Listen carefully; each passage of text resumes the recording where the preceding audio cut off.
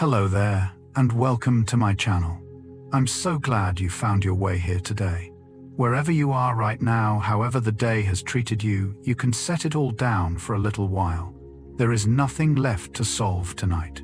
You can let your shoulders soften, let your breath grow slow and easy, and let my voice become the quiet edge of the room around you. Tonight we are going to wander gently through the senses. The small, patient machinery that has carried the whole world to you your entire life, mostly without ever asking for your notice. And before we begin, if you enjoy what I share here, please leave a like and hit subscribe. It's how others find their way to this little corner too. There is no need to remember any of this. Let it drift over you like warm water. If your eyes close before the end, that is exactly as it should be. Now let's begin. Here is something that sounds impossible, and yet it happens behind your eyes at this very moment. When light from the room slips through the small opening in the front of your eye, it passes through a rounded lens, and that lens bends the light so completely that the image landing at the back of the eye arrives, flipped over. The ceiling falls to the bottom. The floor rises to the top. Everything you look at is delivered to the inner wall of the eye, upside down and reversed, like a picture printed the wrong way round. And still, you have never once seen the world tumble. The reason is that the eye is only the beginning of seeing. The real work happens deeper, in where the brain takes that inverted image and simply reads it as right side up so smoothly that you never feel the correction being made. Sight, it turns out, is not a window. It is an interpretation quietly assembled for you moment by moment. Long ago, curious researchers wore special glasses that flipped their vision upside down, and after some days of patience, their brains adjusted and turned the world upright once more. When the glasses came off, everything looked inverted again for a while. So the steadiness you feel as you look around your room is not given by the eye at all. It is a gift from the brain holding the world level for you all day without ever mentioning it. And it is holding it level for you right now as your eyelids grow just a little heavier. Before there were eyes to open or ears to listen, before creatures had faces at all, the very first living things were already sensing the world by chemistry. They drifted through ancient water and read the molecules around them, drawn toward food, pulled away from harm. That reading of chemical traces is the deep root of what you know today as smell, and it reaches back further than almost any other way of perceiving. This is why smell feels different from the other senses, and why you may have noticed it behaving in its own strange way. A single scent can reach you before you have decided to think about it, arriving with a feeling already attached. That is not your imagination. Smell is wired closely to the older, quieter parts of the brain that handle memory and emotion, rather than passing first through the careful reasoning layers the way sight and sound tend to. Every other creature with a nose carries a version of this same ancient inheritance, refined over an unimaginable stretch of time. The sense that guides a moth toward a flower in the dark, and the sense that lets you notice bread the moment you step into a kitchen, are branches of the same very old tree. So the next time a smell reaches you and stirs something wordless before you can name it, you are feeling one of the oldest experiences life has ever known. It was already keeping living things safe, long before anyone looked up at the sky. And tonight it keeps a soft, faithful watch over you. Close your eyes, and the world of sight simply vanishes. But your hearing has no lid to draw down, no way to close itself off, and so it never truly stops. All through the night, even in the deepest reaches of sleep, your ears go on gathering the sounds of the room, the gentle hush of air, a distant car, the soft settling of the house around you. Every one of these still reaches you, still travels inward, still registers somewhere. What changes in sleep is not the ear, but the listener. The brain lowers a kind of curtain, deciding which sounds deserve your waking attention and which can be quietly let go. Most of the night's small noises are received and gently dismissed, judged safe, allowed to pass without ever waking you. This is why you can sleep through familiar sounds, the ones your sleeping mind has already learned to trust. Yet the same system stays ready to pull you upward in an instant. If something matters, a name spoken aloud, a sudden unfamiliar sound, a sleeping parent can stay under through thunder and still wake at the smallest cry from their child. The ear was always listening. The brain was simply choosing. So there is something quietly protective in this. Even now, as you drift toward rest, your hearing remains on watch, keeping its patient vigil so that you do not have to. You can let it. You can hand the listening over completely and let those faithful ears hold the quiet for you while the rest of you finally lets go. Try it gently some other time. Run your own fingers along your side, the way another person might, and you will find the feeling simply is not there. The ticklish spark refuses to come. It is one of the small, funny betrayals of the body, and behind it lies something rather beautiful about how you are built. The brain is not a passive receiver of touch. Before your hand even moves, it has already worked out where that hand is going and what it will feel when it lands.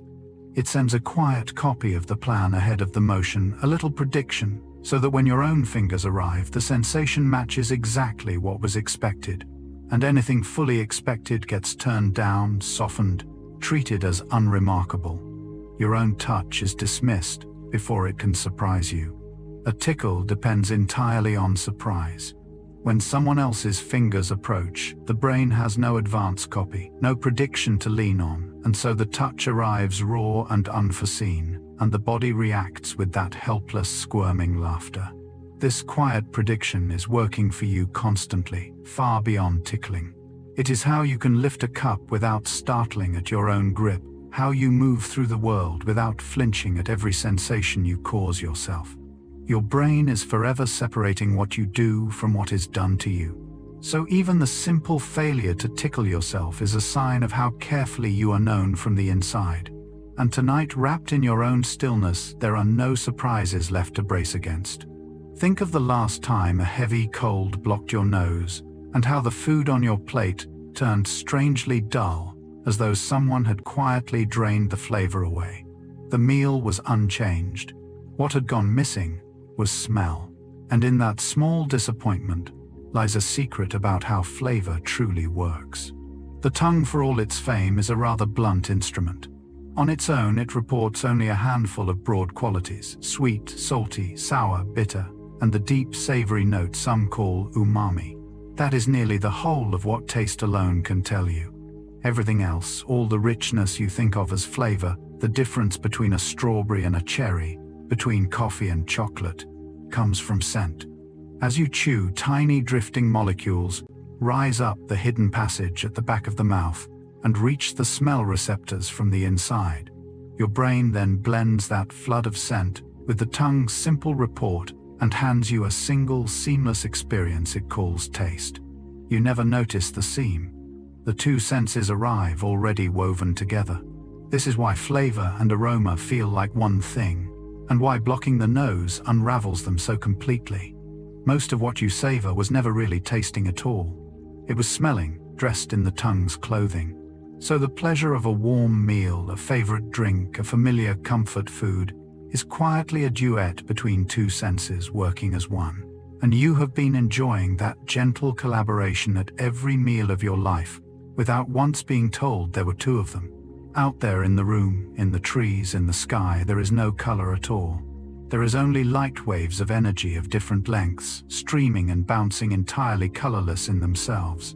The redness of an apple is not sitting on the apple waiting to be found. It is being made right now inside you. Here is how the making happens. At the back of your eye sit tiny cells tuned to respond to different lengths of light wave, some to the longer waves, some to the middle, some to the shorter ones. When light of a certain mix strikes them, they send their signals inward, and the brain reads the pattern and answers with an experience. This is red, this is green, this is the deep blue of evening. Color is the brain's translation of wavelength into feeling. This means color is something closer to a sensation than a substance, as private and internal as warmth or hunger. The world hands you light. You supply the color yourself so seamlessly that it seems to belong to the objects rather than to you. Creatures with different eyes divide that same light quite differently, living inside colors you will never see and missing some that fill your world. There is no single true palette. There is only each mind painting the light it is given. So every shade you have ever loved, a sunset, a favorite blue, the green of spring, was in some quiet sense your own creation. The world glowed, and you gave it its colors. And now you may let those colors gently fade to dark. It happens without warning.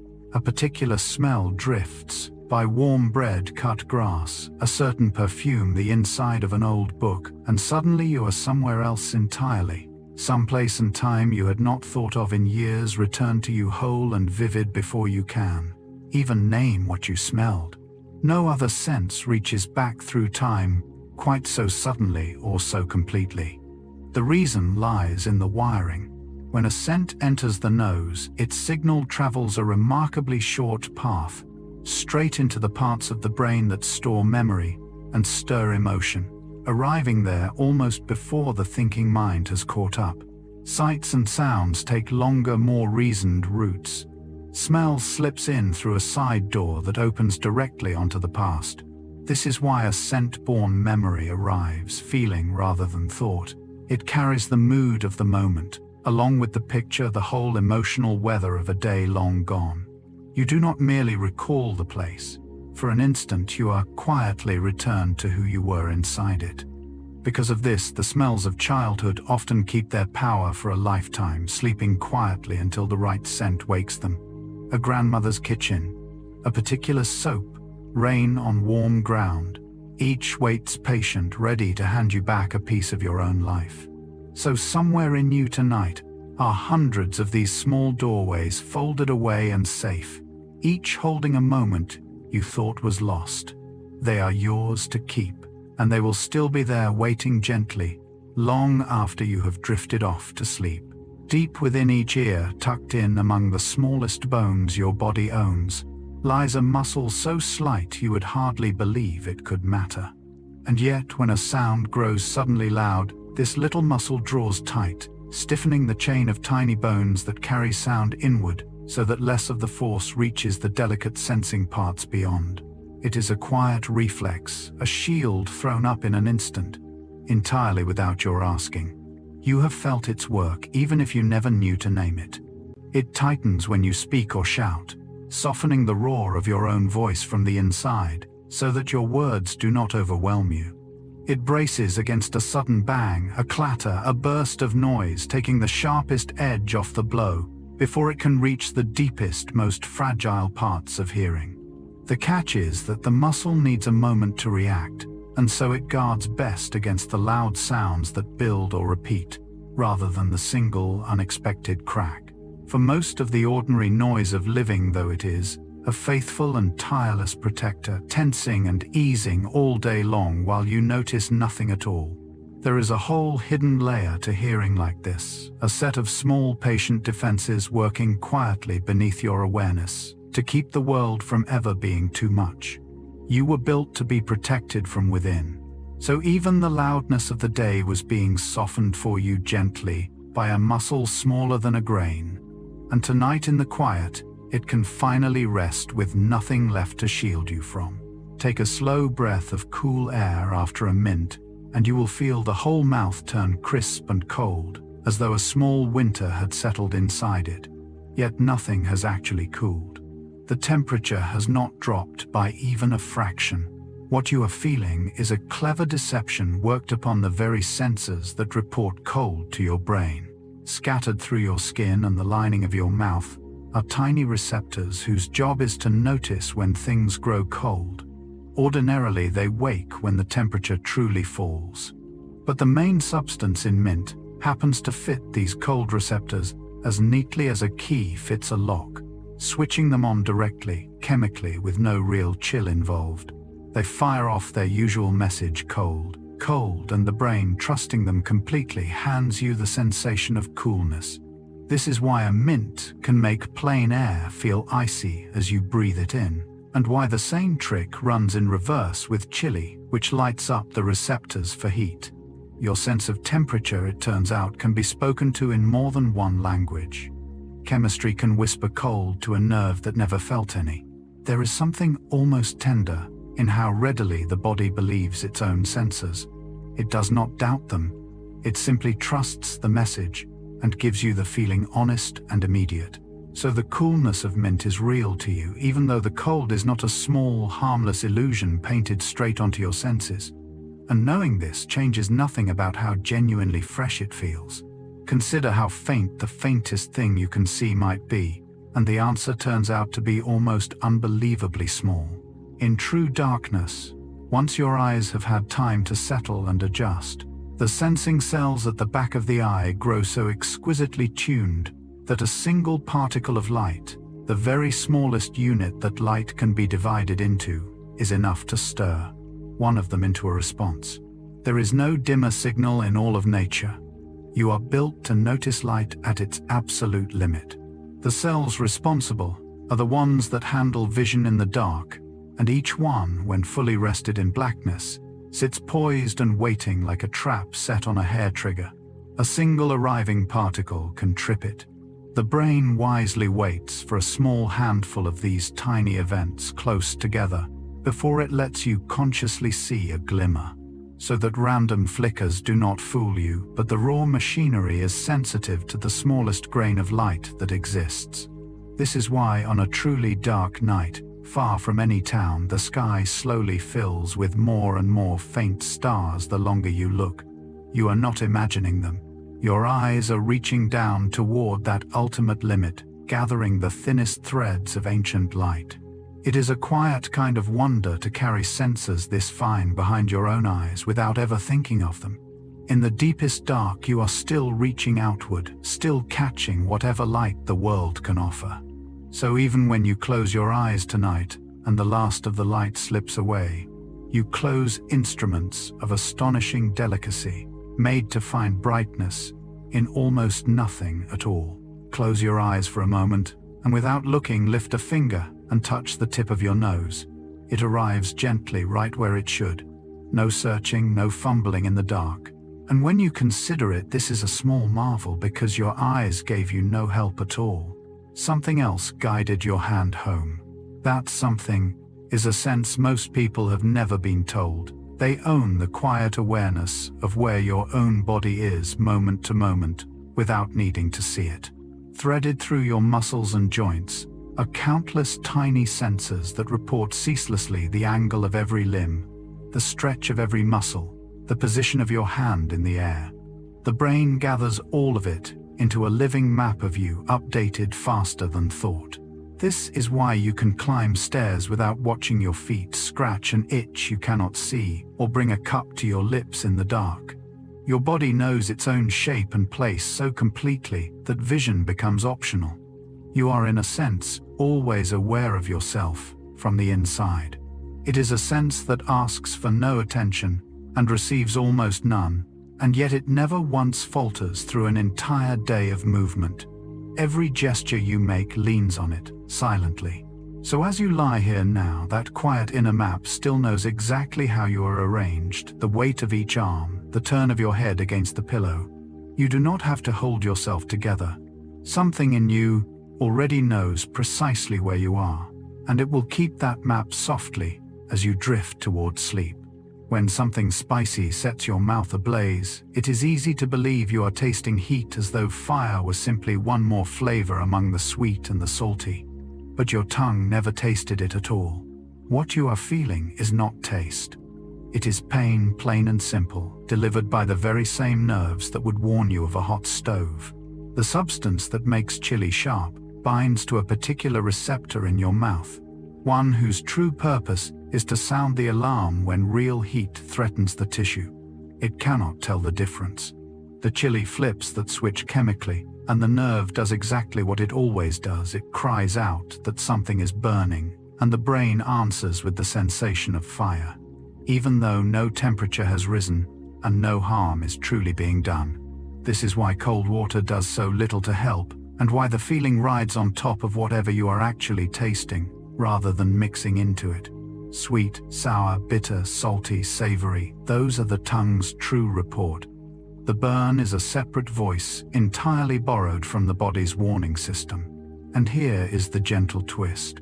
In answer to that false alarm, the body releases its own soothing chemicals, its natural balm against pain, which is part of why so many people come to love the very heat that hurts them. The relief becomes a pleasure. So the fire of spice is a small, safe misunderstanding between a plant and a nerve. Nothing burns.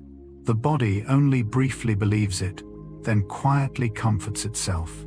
A sound arrives from somewhere off to your left, and without a moment's thought you turn toward it, knowing its direction before you could possibly reason it out.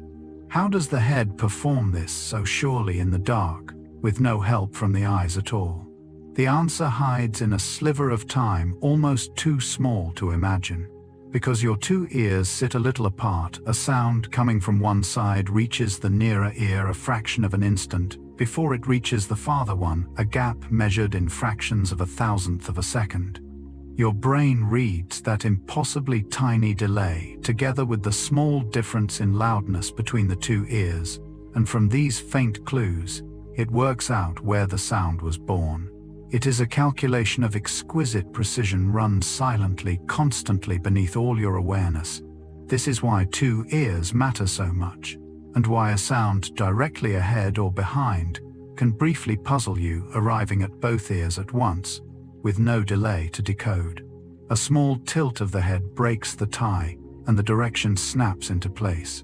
It is happening every waking moment, this quiet triangulating of the world by sound. Every voice, every footstep, every bird is being placed in space by your brain, measuring differences finer than you could ever consciously feel. So the room around you tonight is not only heard but mapped, each small sound gently located and set in its place.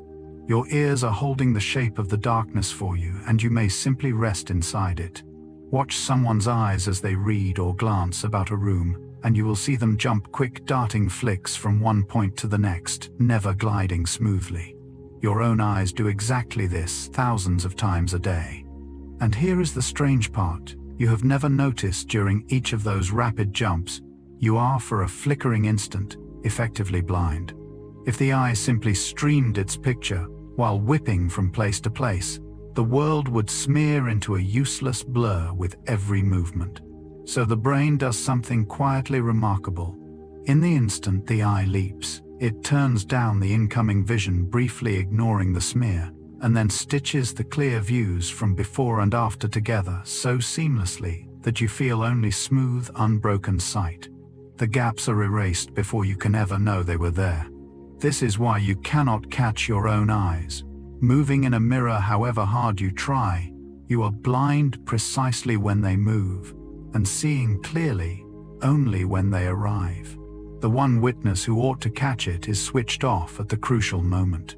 Across a single day, all these tiny blind flickers add up to a surprising stretch of not seeing, quietly edited out of your experience.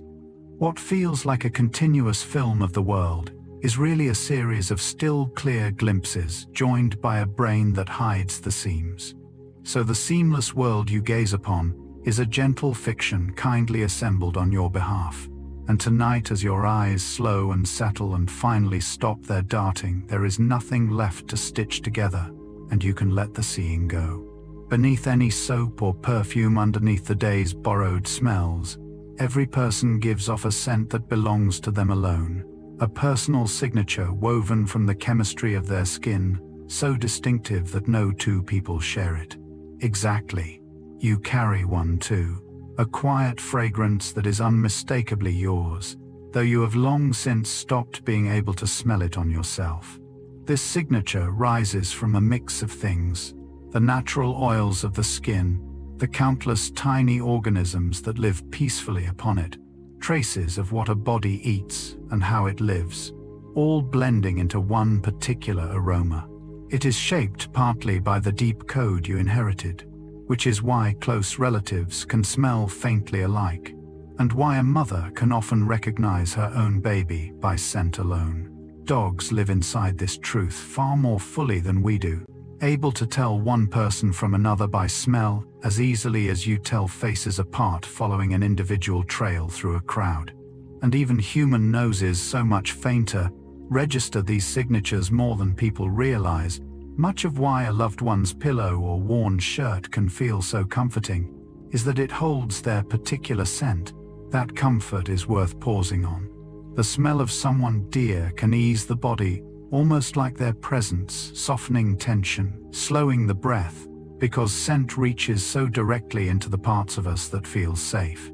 So you move through the world, leaving a gentle, invisible signature behind you, known to those who love you, even when their eyes are closed. It is one more quiet way you are recognized, and one more way you belong. Long before you learned the names of your senses, you may have been taught there were 5, and left to imagine that was the whole of it. But tucked deep inside each ear, past the parts that gather sound, lies an organ devoted to something else entirely. The sense of balance, the quiet knowledge of which way is up and whether you are moving. It is one of your senses too, though it works so silently you have likely never thanked it. The organ is a set of tiny looping tubes and small chambers, filled with fluid and lined with delicate hairs. When your head tips or turns or nods, the fluid shifts and sways, bending those hairs, and they send word to the brain about every tilt and motion. From this, the brain always knows your orientation in space: upright, leaning, spinning, still, without your eyes ever being consulted. This is why you can walk in the dark without toppling, why you feel a lift in your stomach as an elevator drops, why the world seems to keep turning for a moment after you stop spinning. That fluid is still moving when you have stopped, and the sense is briefly fooled. When this quiet organ and the eyes disagree, the body grows uneasy, which is the root of the queasiness of a rocking boat or a moving car. Balance and sight are meant to agree, and they nearly always do. So as you lie here perfectly still, this hidden sense reports only calm, no tilting, no motion, nothing to correct. It has settled into stillness alongside you, telling the brain that all is level, all is safe, and there is nothing left to hold upright.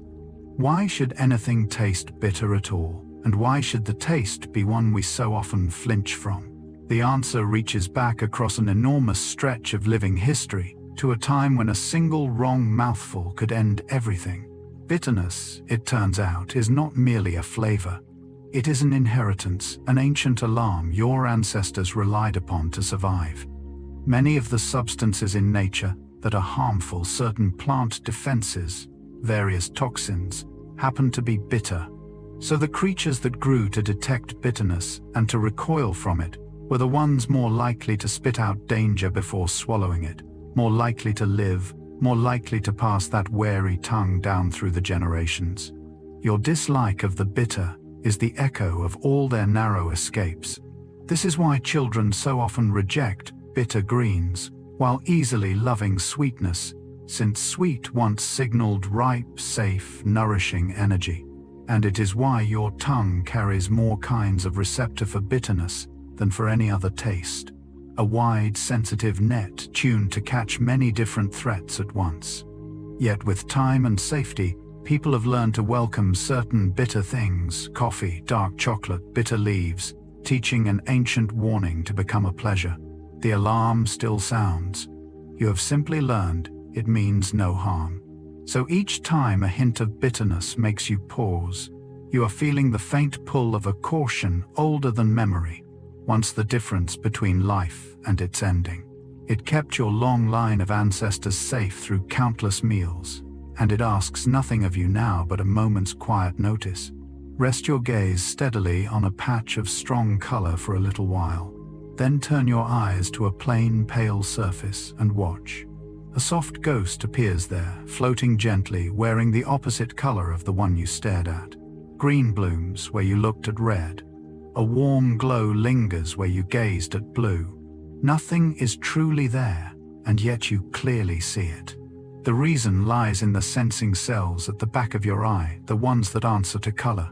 Hold your gaze on one strong shade, and the cells tuned to that particular color slowly grow tired, their response fading with the steady demand.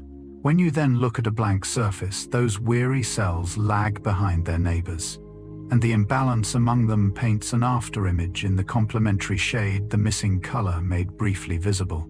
This is why the ghost always wears the opposite of what you watched, and why it fades within moments as the tired cells recover and the balance is restored.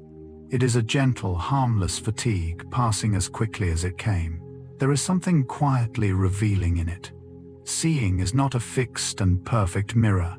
It is a living process subject to tiring and recovering, always in soft motion. Your vision has moods, has weariness, has recovery just as the rest of you does.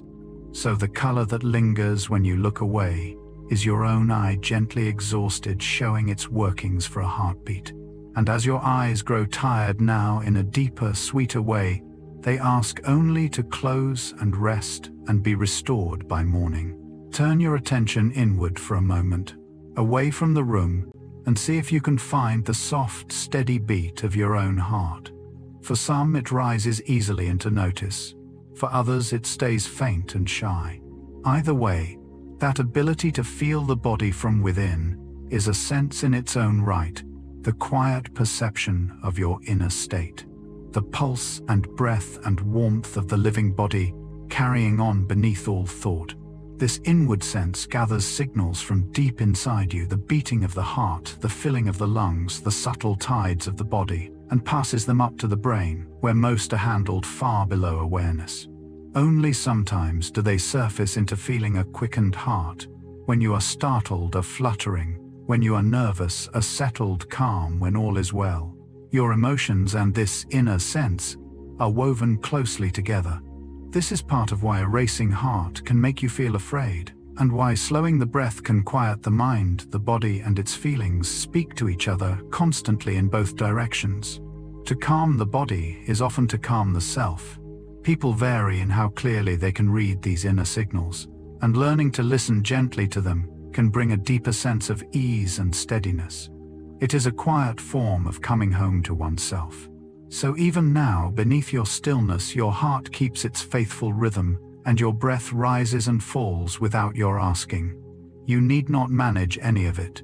You can simply notice, if you wish, how tenderly your own body carries you toward rest. Picture the back of your eye, that thin inner lining where seeing truly begins, and try to imagine how many light-catching cells are packed into so small a space. For dim and shadowed vision alone, the ones that let you see by moonlight, and in the dusk, the number reaches around 120 million in a single eye. If each were a person, they would fill a great nation, all gathered inside a surface smaller than a coin. These particular cells are the ones built for darkness. They cannot tell you color, but they are exquisitely sensitive to faint light, and they carpet the retina in their tens of millions, most densely spread across its wider reaches rather than its very center. This is why on a dark night, a faint star can sometimes be seen more clearly from the corner of your eye than by looking straight at it. You are casting its light onto that vast field of dim light sensors. To gather so many cells into so little room each is almost unimaginably fine, slender beyond seeing, laid side by side in their countless millions. And every one of them stands ready in darkness to answer even the smallest arriving thread of light. It humbles the imagination to carry a crowd this vast behind a single eye working in perfect silence. You have never counted them, never felt them, never known their number, and still they have shown you every twilight and every star of your life. So tonight, as the light around you softens toward dark, this immense, quiet multitude gently takes over the seeing faithful in the dimness. And soon even they may rest as your eyes close over them at last. Set against those millions in the eye, the machinery of hearing runs on a startlingly small crew. Every sound you have ever heard, every voice, every song, every word spoken to you in love, has reached you through only about 16,000 tiny sensing cells in each ear, so few that they would fit comfortably into the space of a single, small seed. Upon this slender handful, the whole of your hearing quietly depends. These cells are named for the fine hair-like tufts that crown them, and they sit in a spiral chamber, deep within the ear, bathed in fluid. When sound travels in and sets that fluid rippling, the tiny hairs bend with the motion, and the cells translate that bending into the signals the brain reads as sound. Different cells along the spiral answer to different pitches, from the deepest hum to the highest silver note. Because they are so few and so delicate, they must be guarded, for unlike many parts of the body, they do not grow back once lost. This is the reason very loud sound can dull hearing for good. It wears these irreplaceable cells past recovery, and no new ones arrive to take their place. There is a quiet poignancy in that fragility. The entire rich world of sound, so vast and so full, balances on a crew smaller than you could hold on a fingertip, each one precious beyond replacing. So the gentle sounds around you now, soft, low, kind to the ear, ask almost nothing of that small, faithful crew. You are letting them work in the easiest way there is, and soon you will let them rest in near silence, safe and unhurt, ready for tomorrow. Here is a question worth turning over. How can a nose distinguish so many thousands of different smells, using only a few hundred kinds of sensor? For your nose holds only about 400 distinct types of scent receptor. A modest set when you consider the vast library of aromas a person can tell apart across a lifetime. The answer is that smells are read not one sensor at a time, but in combinations like letters forming endless words. Any given scent switches on its own particular pattern across those 400 kinds of receptor, some strongly, some faintly, most not at all, and the brain reads the whole pattern as a single smell. With so many possible combinations, a few hundred receptors can spell out a number of distinct aromas, almost beyond counting. This is why a smell can seem so specific and so whole, even though no single receptor is devoted to it. Coffee, roses, rain, bread, each is a chord struck across the same shared set of senses, recognized by its unique shape rather than by any one note. It is a system of quiet elegance ringing near endless variety from limited means, the way a small alphabet gives rise to every book ever written. Your nose is less a collection of labels than a keyboard, and every scent a different chord upon it. So the countless smells that have colored your life, the comforting, the sharp, the sweet, the strange, were all played on the same few hundred keys in ever-shifting combinations. And the calm, familiar scent of wherever you rest tonight is one more gentle chord quietly telling you that you are home. The tongue lives a harder life than most of the body, meeting hot and cold, sharp and sour, rough and burning, meal after meal, day after day. So it may comfort you to learn that it does not simply endure this, where it renews. The tiny sensing structures that give you taste wear out and are quietly rebuilt, replaced roughly every 2 weeks by fresh ones rising to take their place. Each of these small structures is made of a cluster of sensing cells, and those cells are among the most tirelessly renewing in the whole body, forever aging out and being succeeded by new ones. This constant turnover is why a burn from scalding coffee or a bite of something too hot fades within days, the injured buds swept away and replaced, taste returning as though nothing had happened. It is a small, faithful act of self-repair, running silently on your behalf across your entire life. You have never had to tend to it, or even know of it, and still every fortnight or so your sense of taste is quietly made new again.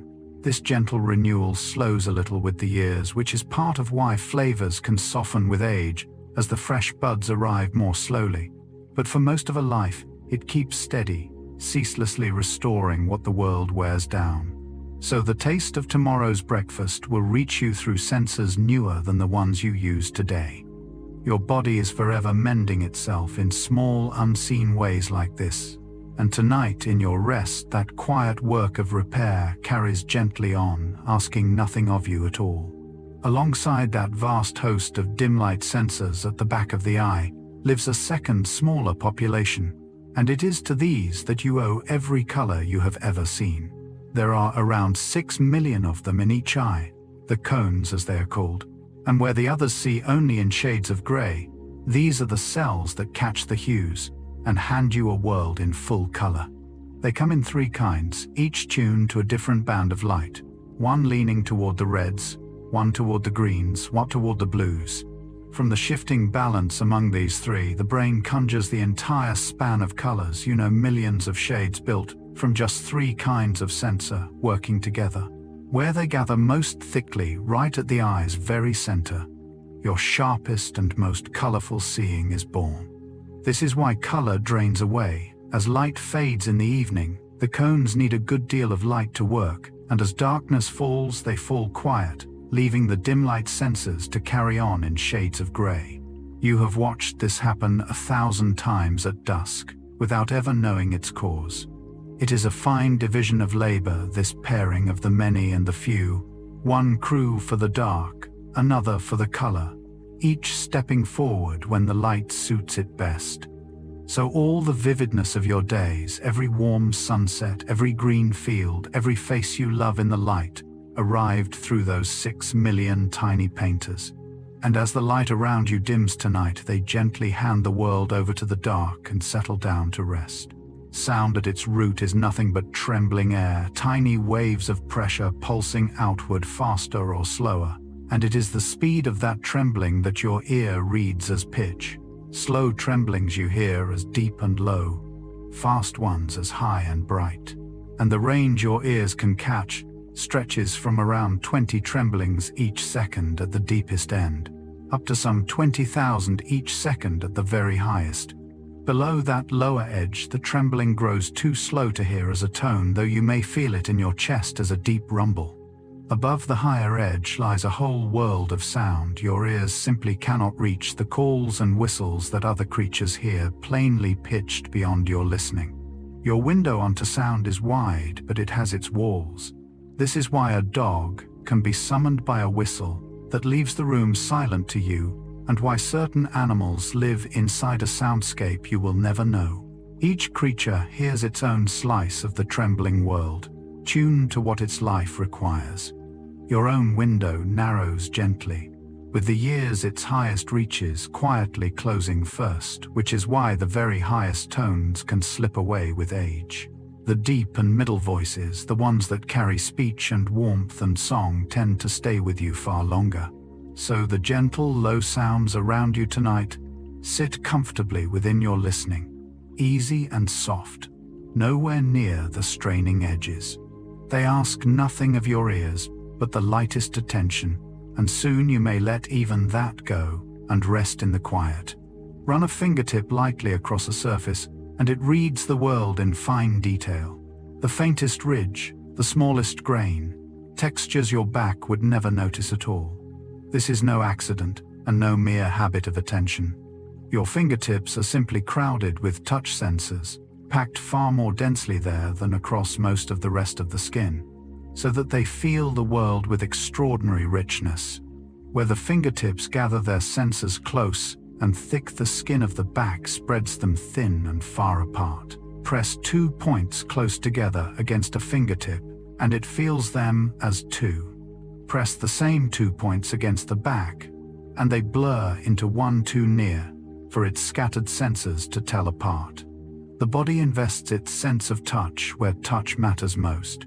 This is why you explore delicate things with your fingers rather than your elbow. Why a fingertip can read the tiny raised dots of a written language meant for the hands.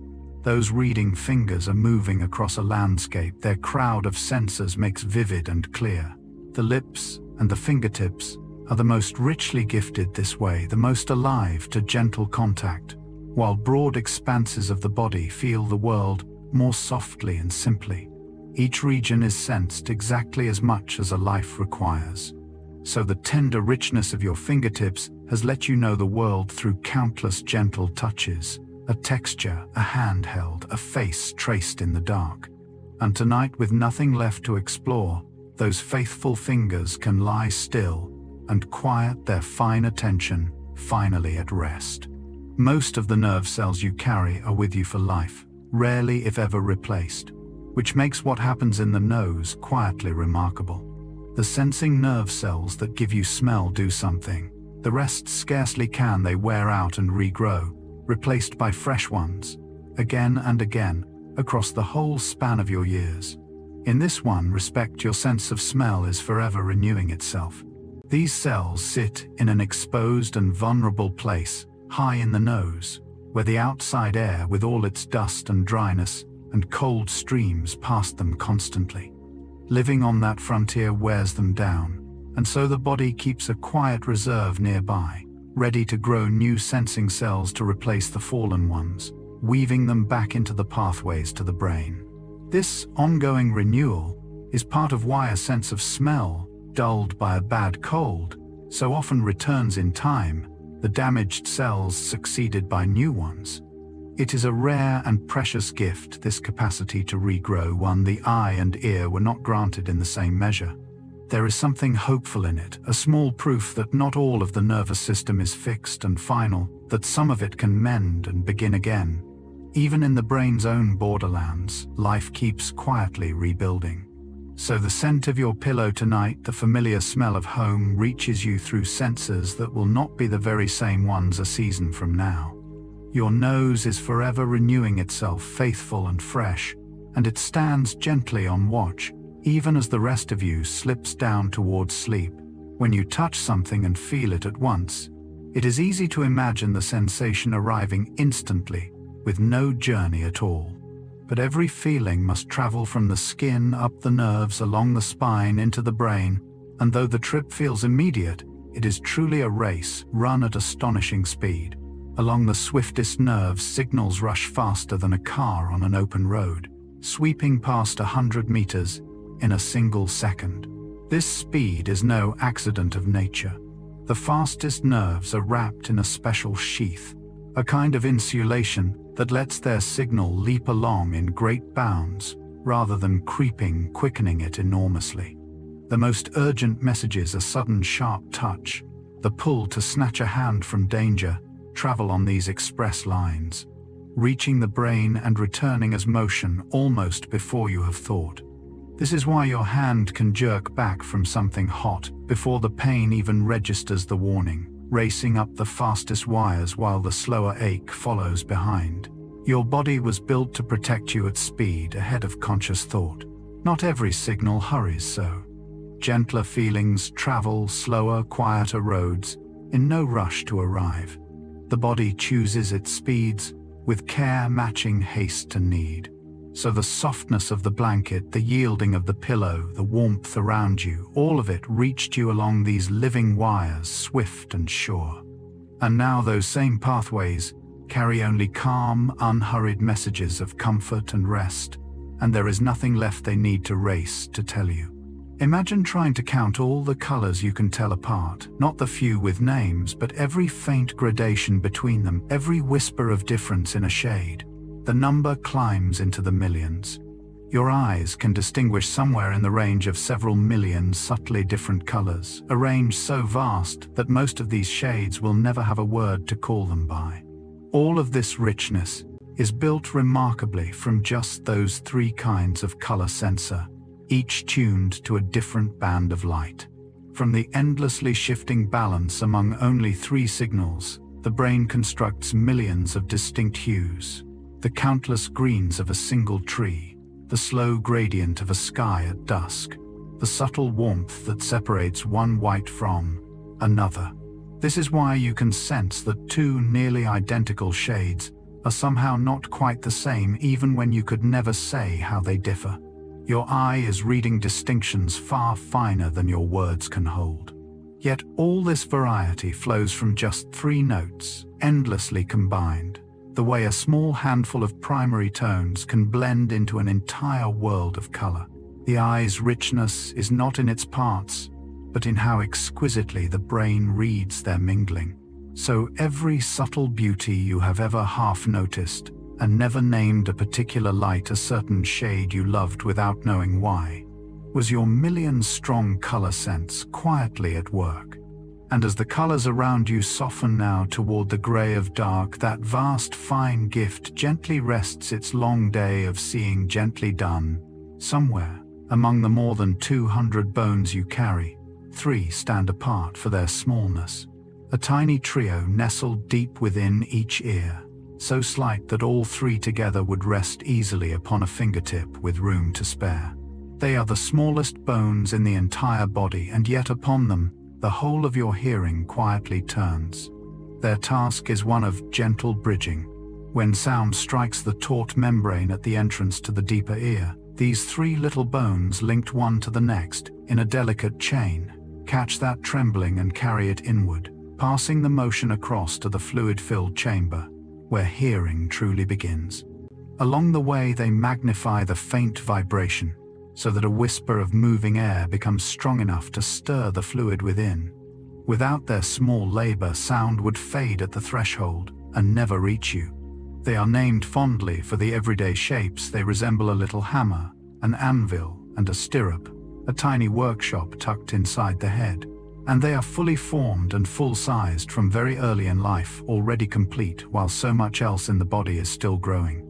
There is a quiet wonder in it, that something so small should carry something so vast, every voice, every melody, every gentle word across the tiniest bridge you own. So the soft sounds reaching you now cross that little chain with the lightest of touches. No force, no strain, only the gentlest passing of quiet through the smallest bones you have. And soon as the room stills towards silence, even that small trio can rest their delicate work laid down for the night. Rest your hand flat against the surface beneath you, and consider what lies just under that skin.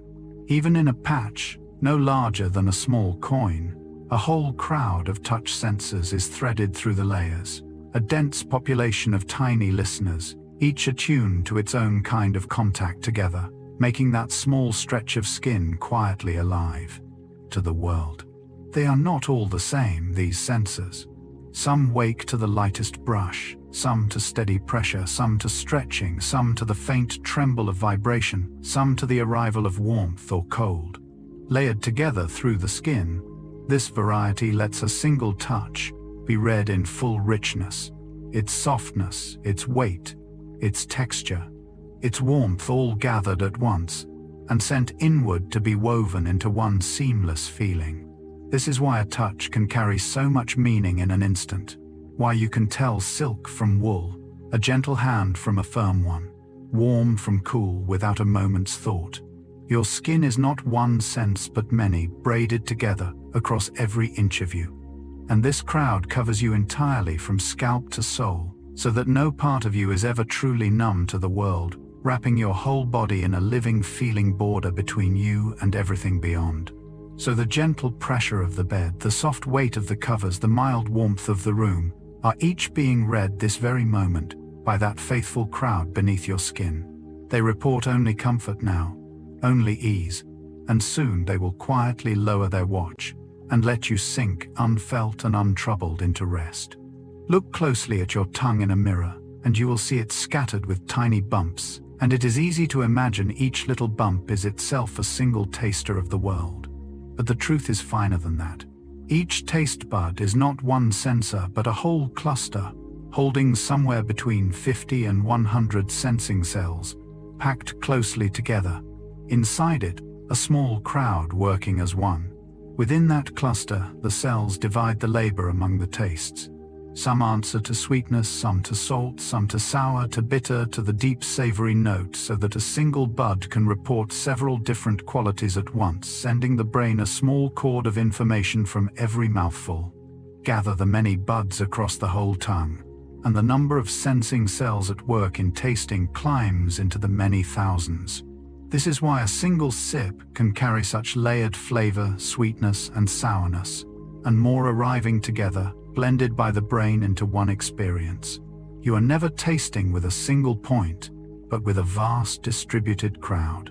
And because these cells renew themselves so faithfully, that whole crowd is forever being quietly replaced, kept fresh across the years. The tongue is a busy, ever-changing place, though it asks no notice from you.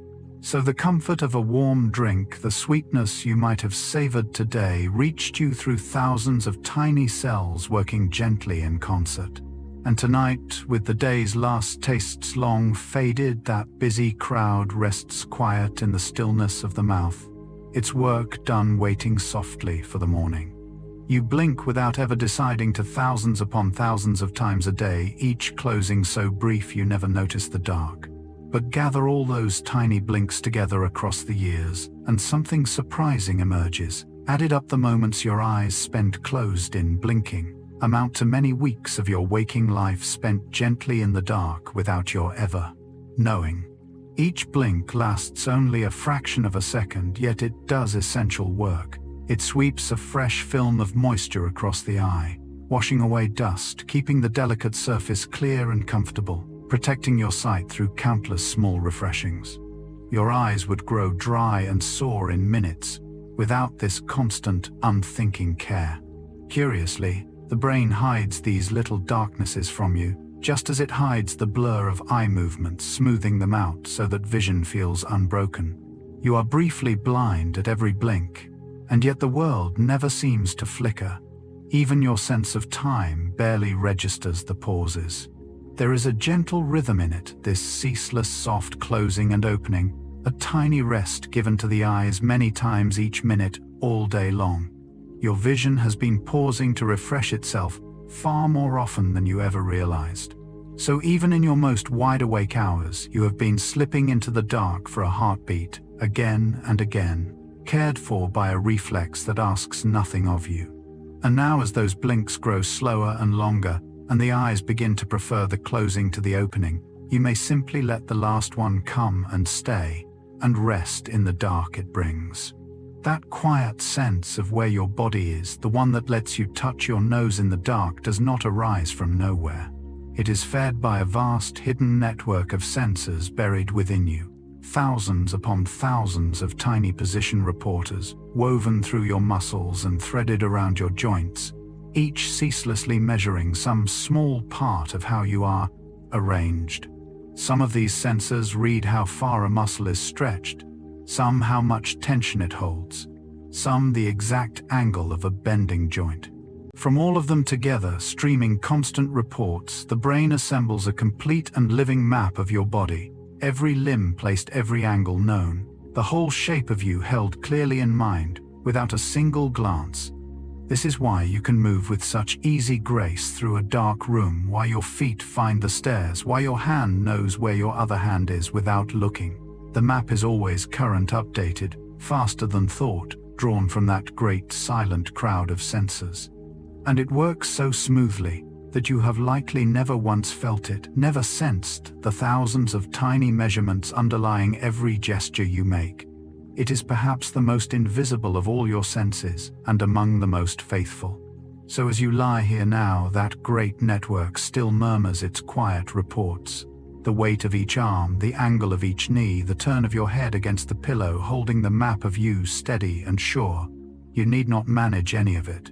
Your body knows exactly where it rests, and it will keep that gentle knowledge safe while you loosen your hold and drift down into sleep.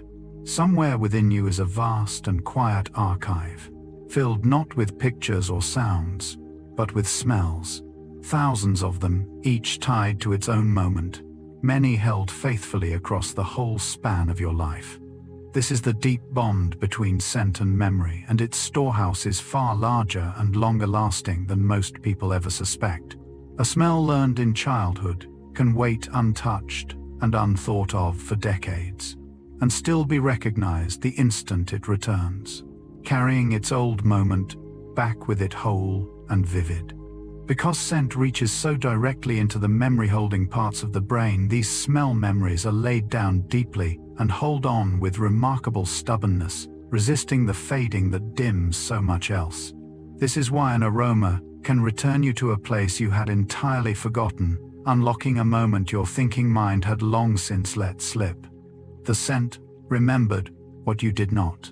It kept the door and opened it the instant the right smell arrived. And the archive keeps growing your whole life long, quietly filing away the smells of every new place and season, ready to hand them back one day when you least expect it. You are always gathering more of these hidden doorways, whether you notice or not. So within you tonight rests this immense, silent library of scent, thousands of moments folded safely away, each waiting patiently for its own smell to call it home. They are yours, kept faithfully, needing nothing from you. And the calm, familiar scent around you now is quietly being added to them, a small, gentle memory of this very peace. Consider the great hidden web that carries every feeling and every command through your body. The nerves running from the brain and spine out to the farthest reaches of your skin and back again. If you could draw them all out and lay them end to end, this fine living network would stretch on for many kilometers, a length that would carry you far along an open road. All of it folded quietly inside one person. Through this immense web travels everything you feel and everything you do. Each touch, each warmth, each small ache makes its way inward along these fibers, and every movement you make flows outward along them in a ceaseless two-way traffic of signals. It reaches into every corner of you, so that scarcely any part of the body lies beyond its gentle listening. The finest of these fibers are thinner than a hair, bundled together in their countless numbers into the nerves you might picture then, branching and branching again into ever smaller threads as they near the skin. The scale of it hides in its fineness, so much length, so much reach, all woven invisibly through you. It humbles the mind a little to carry kilometers of living wire inside one quiet body, faithfully connecting your every part to your every thought. So the warmth you feel now, the softness, the settling weight of rest, is being carried inward along this vast gentle web, from your farthest edges to the quiet center of you. And as sleep draws near, the whole network softens its traffic, its long day of messages easing into calm until only the gentlest signals of comfort still travel its many quiet miles. Return once more to that small, faithful crew deep in the ear, the tiny hair-tipped cells on which all hearing rests, and consider what is asked of them when a high note sounds. To catch a high pitch, these cells must keep pace with the trembling of the sound itself, bending back and forth thousands of times in a single second, matching a rhythm almost too fast to imagine and doing it flawlessly. The higher the note, the faster the demand. For the highest sounds you can hear, the cells and the structures around them must respond to vibrations occurring many thousands of times, each second faster than any muscle could ever move, faster than thought could ever follow. It is among the swiftest mechanical feats anywhere in the living body, performed in silence and darkness inside your head. This is why the highest tones are the most fragile, the first to slip away with age or wear. They ask the very most of these delicate cells, and are the soonest to fade when the cells tire. The deeper, gentler sounds make lighter demands and stay with you far longer. There is a quiet marvel in it that something living, something soft and small, should keep time with the fastest music the world can make, thousands of beats to the second without once falling behind. So the low, soft sounds around you tonight ask almost nothing of that swift, small crew, a slow and gentle rhythm, easy to follow, restful to keep. You are letting them work in the kindest way there is, and soon as quiet settles fully over the room, they may slow towards stillness and rest their fine, fast labor gently done. You have surely felt it, that small jolt of unfamiliarity on hearing your own voice, played back the thin, unconvincing stranger who apparently speaks with your mouth. Almost everyone recoils a little at it. And the reason is gentle and worth knowing. The voice you have always heard from the inside was never the voice the world hears at all. When you speak, the sound reaches your own ears by two paths at once. Some of it travels out through the air and back in the way any sound would. But a great deal of it travels straight through the bones of your skull, carried inward through the solid substance of your own head. That bony path adds a deeper, warmer fullness, lending your inner voice a richness that the outside air never delivers. So the voice you know is your true voice, plus that added warmth. A recording captures only the airborne voice, the one everyone else has always heard, stripped of the deep resonance your skull secretly added. That is why it sounds thinner, higher, subtly wrong. You are meeting for the first time the voice you have been giving the world your whole life. There is something quietly touching in this. The people who love you have only ever known that outer voice, and to them, it is simply warmly you. The stranger in the recording is the one they hold dear. So the voice inside your head tonight, the one perhaps softly narrating your own drifting thoughts, is richer than any the world will hear carried through your own bone. It belongs to you alone, this inner sound, and it can grow quieter now, and quieter, until it fades gently into the silence of sleep. It has almost certainly happened to you. You round a corner, open a door, or simply breathe in and a smell catches you, and all at once, you are elsewhere, returned without warning to a kitchen, a season, a person, a moment you had not summoned and could not have summoned on purpose. The memory arrives whole, carrying its old feeling with it before you even know which smell undid you. This sudden homecoming happens because scent travels such a short and direct path into the parts of the brain that keep memory and feeling arriving there, almost before your thinking mind has caught up. A sight or a sound might remind you gradually. A smell simply drops you back inside the moment, complete and unbidden. And notice how these scent memories arrive already dressed in emotion, the warmth of a childhood home, the comfort of a person long gone, the whole mood of a day you thought you had forgotten. You do not merely recall it. For a heartbeat, you are quietly living inside it again. You carry hundreds of these hidden doorways, each fastened shut, and waiting, each openable only by its own particular smell. A soap, a spice, a certain flower, the air after rain, any of them might on some ordinary day hand you back a piece of your own life. So somewhere in you now rest all these gentle, sleeping doors, safe and patient, holding moments you thought were lost for good. They ask nothing of you tonight. And the soft, familiar scent of wherever you lie is quietly slipping in among them, laying down one more tender memory, the memory of this very calm. Step from a bright room into the dark, and for a while you are nearly blind the world, a wall of black in which you can make out almost nothing.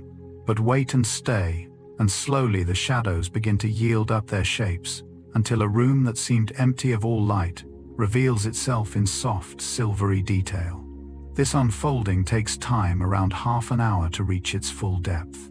And you have lived through it countless nights. What happens in that patient half hour is a quiet chemical rebuilding within the eye.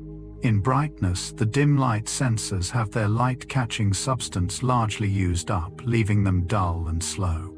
Move into darkness, and they begin to rebuild that substance, growing steadily more sensitive as the minutes pass, until at last they reach an extraordinary keenness, able to catch the faintest glimmer.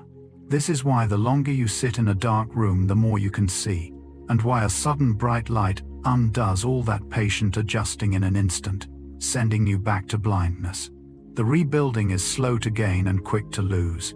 You have felt this whenever your eyes settled into a darkened bedroom, the furniture emerging gently from the black as you lay still. It was your eyes quietly deepening their sensitivity, reaching outward into the dark for you. So as the light around you fades tonight, your eyes are beginning that same slow, faithful adjustment, opening themselves to the dimness. But you need not wait to see anything at all. You can let them make their quiet adjustments unwatched, and simply close them and let the gentle dark be all there is. When you knock your shin or catch your elbow, your hand flies to the spot, almost on its own, rubbing it, pressing it, and the hurt eases a little under your touch. You have done this all your life without asking why it helps. And it truly does help. There is real relief in that instinctive rubbing, and a real reason behind it. Pain and gentle touch travel toward the brain along the same crowded pathways, and those pathways have only so much room. When you rub the hurt place, you flood those channels with a rush of ordinary touch signals, and this flood competes with the pain, partly crowding it out so that less of the hurt reaches the brain. The gentle sensation quite literally jostles the pain aside. This is why rubbing, pressing, or holding a sore spot brings comfort, and why a mother's soothing hand on a child's scraped knee is more than mere kindness. It genuinely dims the pain by filling those shared pathways with softer news, You carry this small remedy in your own two hands, always ready, needing nothing but the instinct you were born with. Your body knew how to comfort itself before you ever learned the reason. So the next time you soothe a small hurt with your own touch, know that you are gently working with the deep design of your own senses, easing pain with tenderness. And tonight, wrapped warm and whole, with no hurt to tend, those same faithful hands can simply rest their soft work of comfort, set aside until it is needed again. There is a small familiar disappointment in eating. While your nose is stopped up with a cold, the meal you looked forward to arrives flat and lifeless, its flavor mysteriously drained away, though nothing about the food itself has changed. You have met this dull gray version of your favorite dishes more than once, and the reason lies not in the tongue but in the silenced nose. So much of what you call flavor is truly smell, drifting up the hidden passage at the back of your mouth as you chew, reaching the scent sensors from within. When a cold swells and blocks that passage, those rising aromas can no longer reach the nose, and all their richness vanishes. Left alone, the tongue can still report the simple tastes: sweet, salty, sour, bitter, savory. But the depth, the character, the very soul of the flavor is gone with the smell. This is why a stuffy nose flattens food so completely, and why holding your nose can dull even a strong flavor to almost nothing. Take smell away and taste stands revealed as the plain, blunt sense it truly is on its own. There is a quiet lesson in it about how much of your daily pleasure quietly depends on smell. A partner so constant you never noticed it was there until a cold sent it away. So the comfort of a warm meal, the richness of a favorite taste, was always a gift from your faithful nose as much as your tongue. And tonight, breathing easy and slow, you can simply enjoy the gentle scent of the room, letting that quiet partner keep its soft watch as you settle towards sleep. Picture yourself in a crowded, humming room. Many voices at once, music clatter, a wall of sound, and yet somehow you can lean toward one person and follow their words alone, lifting their single voice clear of all the rest. You have done this at every gathering of your life without a thought, and it is a feat far more remarkable than it feels. Your brain is quietly performing a kind of sorting, almost beyond belief, taking the tangled mass of sound arriving at your ears and pulling apart the separate voices, then holding fast to the one you have chosen, while gently pushing the others into the background. It uses every faint clue, the direction of the voice, its particular pitch, the rhythm of the words, to keep that one thread in hand amid the noise. This is why you can share a quiet conversation in a busy place, and why when a machine tries to do the same sorting, it so often struggles where your brain succeeds with ease. What feels effortless to you is a marvel of the mind. And notice how your own name, spoken across even a loud room, can catch your attention through all the noise. Some quiet part of you was listening to everything all along, sifting the whole room while you attended to one voice. So even in the loudest gathering, your hearing was tending you with great care, holding open a clear channel to the voice you loved. And tonight, in the soft quiet, there is no noise to sort, no voice to strain, for only stillness and the ease of listening to nothing at all. Here is something faintly funny that you can prove to yourself right now. Your nose is always there, jutting into the lower edge of your vision, present in every scene you have ever looked upon, and yet you almost never see it. It sits squarely in view day and night, and your brain has quietly agreed to hide it from you. The reason is a gentle sort of editing. Because your nose never moves against the rest of the world, it is always there, always in the same place. The brain learns to treat it as unimportant background and simply stops reporting it to your awareness. It is filtered out, edited away, so that it does not clutter the view you actually care about. Only when you deliberately look for it, as perhaps you are now, does it swim back into notice. This is one small example of a much larger kindness the brain performs, constantly, quietly removing the steady, unchanging, unhelpful parts of what your senses deliver, so that only what matters rises into your attention. You are shown a cleaned and simplified world edited for your ease. It happens with more than the nose, the constant hum, you stop hearing the glasses, you forget are on your face, the ever-present, all filtered gently away. Your mind is forever tidying your experience without ever mentioning it. So, the world you see is not the raw flood of everything, but a gentle, curated version, arranged for your comfort. And tonight your brain is quietly dimming even more of it, letting the unimportant fall away, narrowing the world down softly toward the small, warm space where you rest. Step into a room rich with some strong scent, bread, baking flours, fresh paint, and at first it fills your whole awareness. But stay a while and something curious happens. The smell quietly fades until you scarcely notice it at all, though it has not weakened in the least. You have surely lived this, growing blind to a scent that a newcomer notices at once, and it reveals a gentle habit of the senses. Your sense of smell is built to notice change more than sameness. When a scent first arrives, it matters. It might be food or danger, or news of some kind, and so the nose reports it eagerly. But once it proves steady and unchanging, the senses gradually quiet, ceasing to send word of what is no longer new. The smell is still there.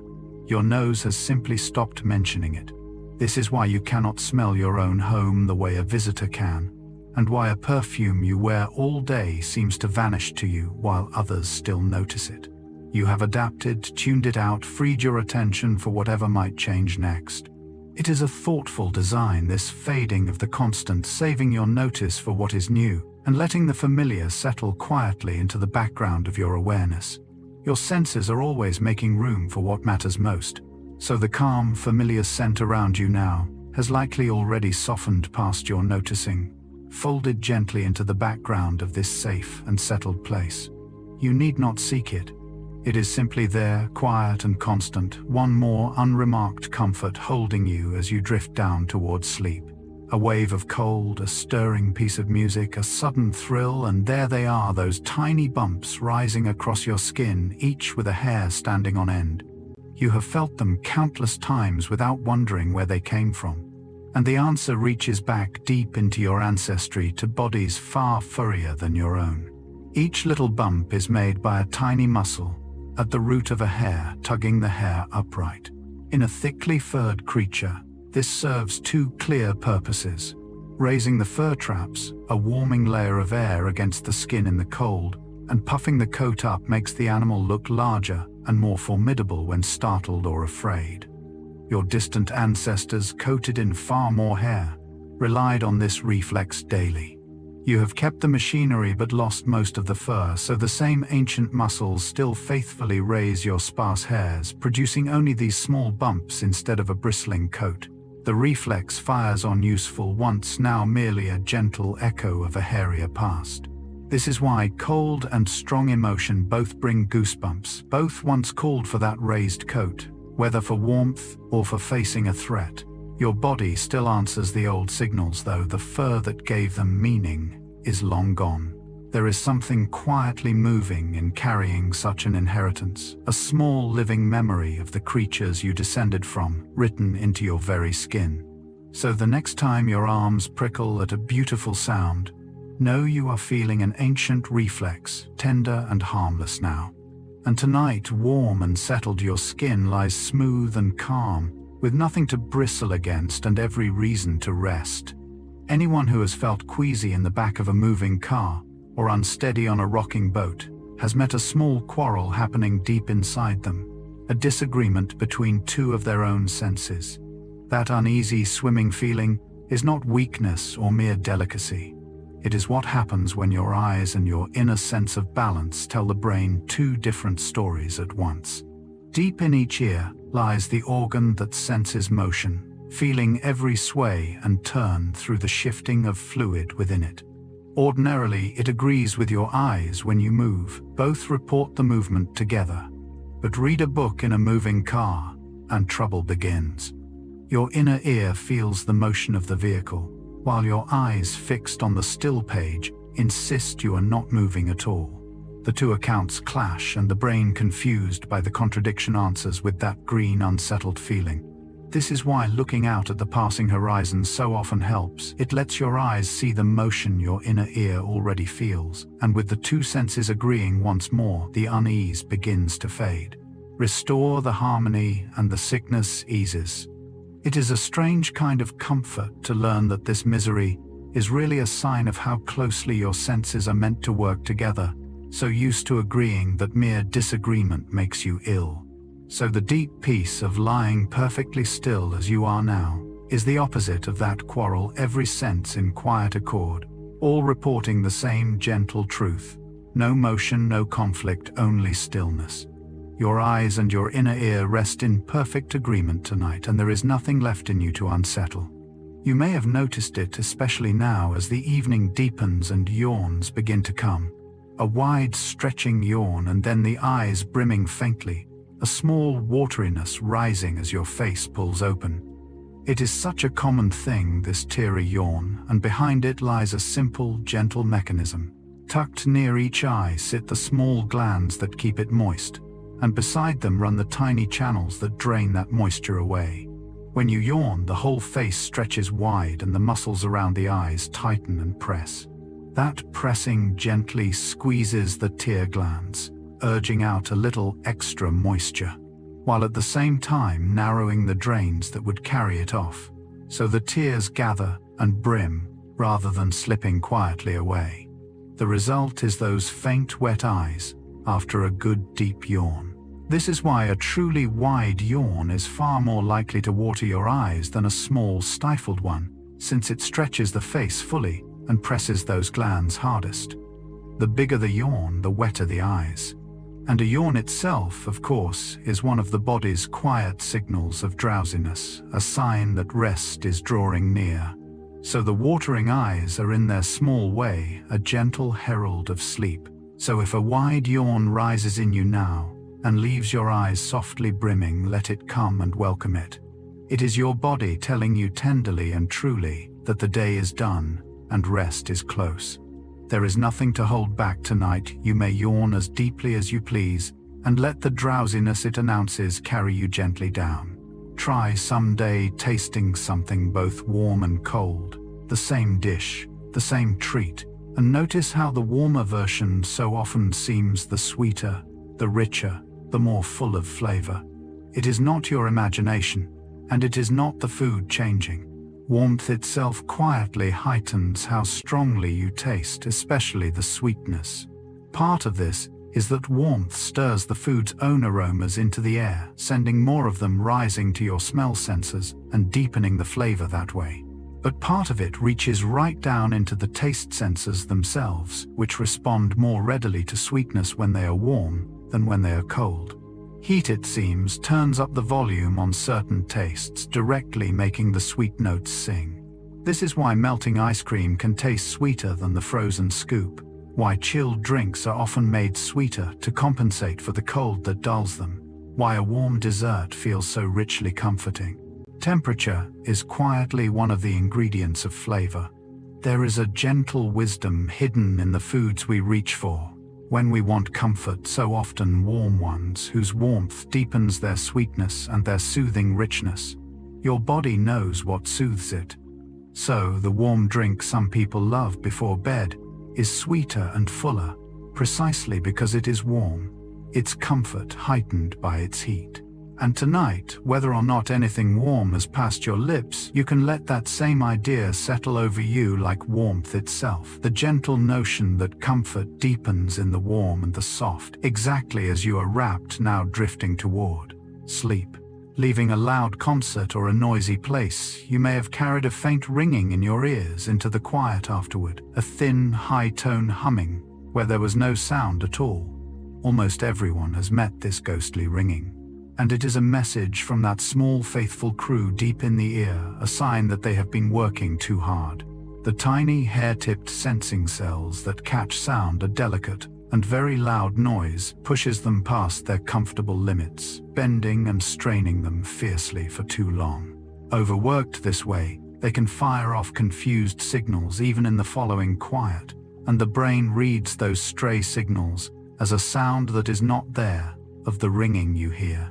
It is the sound of tired cells, briefly disordered by the strain.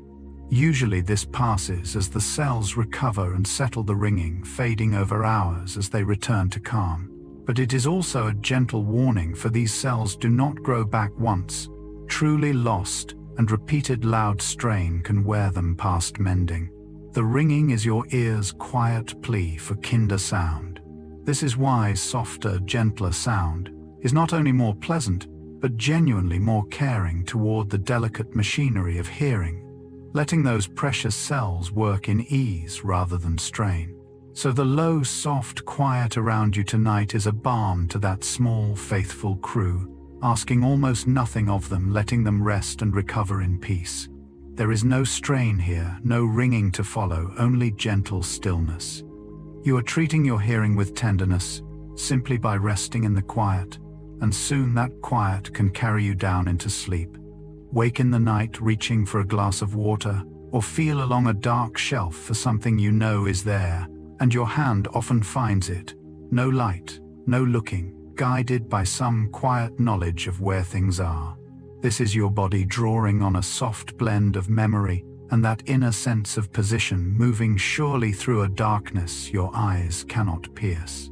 Your brain holds a kind of map of the familiar spaces around you, remembering where the lamp sits, where the edge of the table lies, where you left the glass. Joined to your unfailing sense of where your own hand is in space, this remembered map lets you reach into the dark and arrive more often than not exactly where you meant to. You are navigating by memory and inner knowing together, with sight set aside. This is why you can move through your own home at night without stumbling, while your hand finds the light switch it has found 1,000 times, while a stranger would grope helplessly in the same black room. Familiarity has drawn you a map that needs no light to read. There is a quiet intimacy in this, a sign of how deeply you come to know the spaces where you live, until your very hands remember them for you.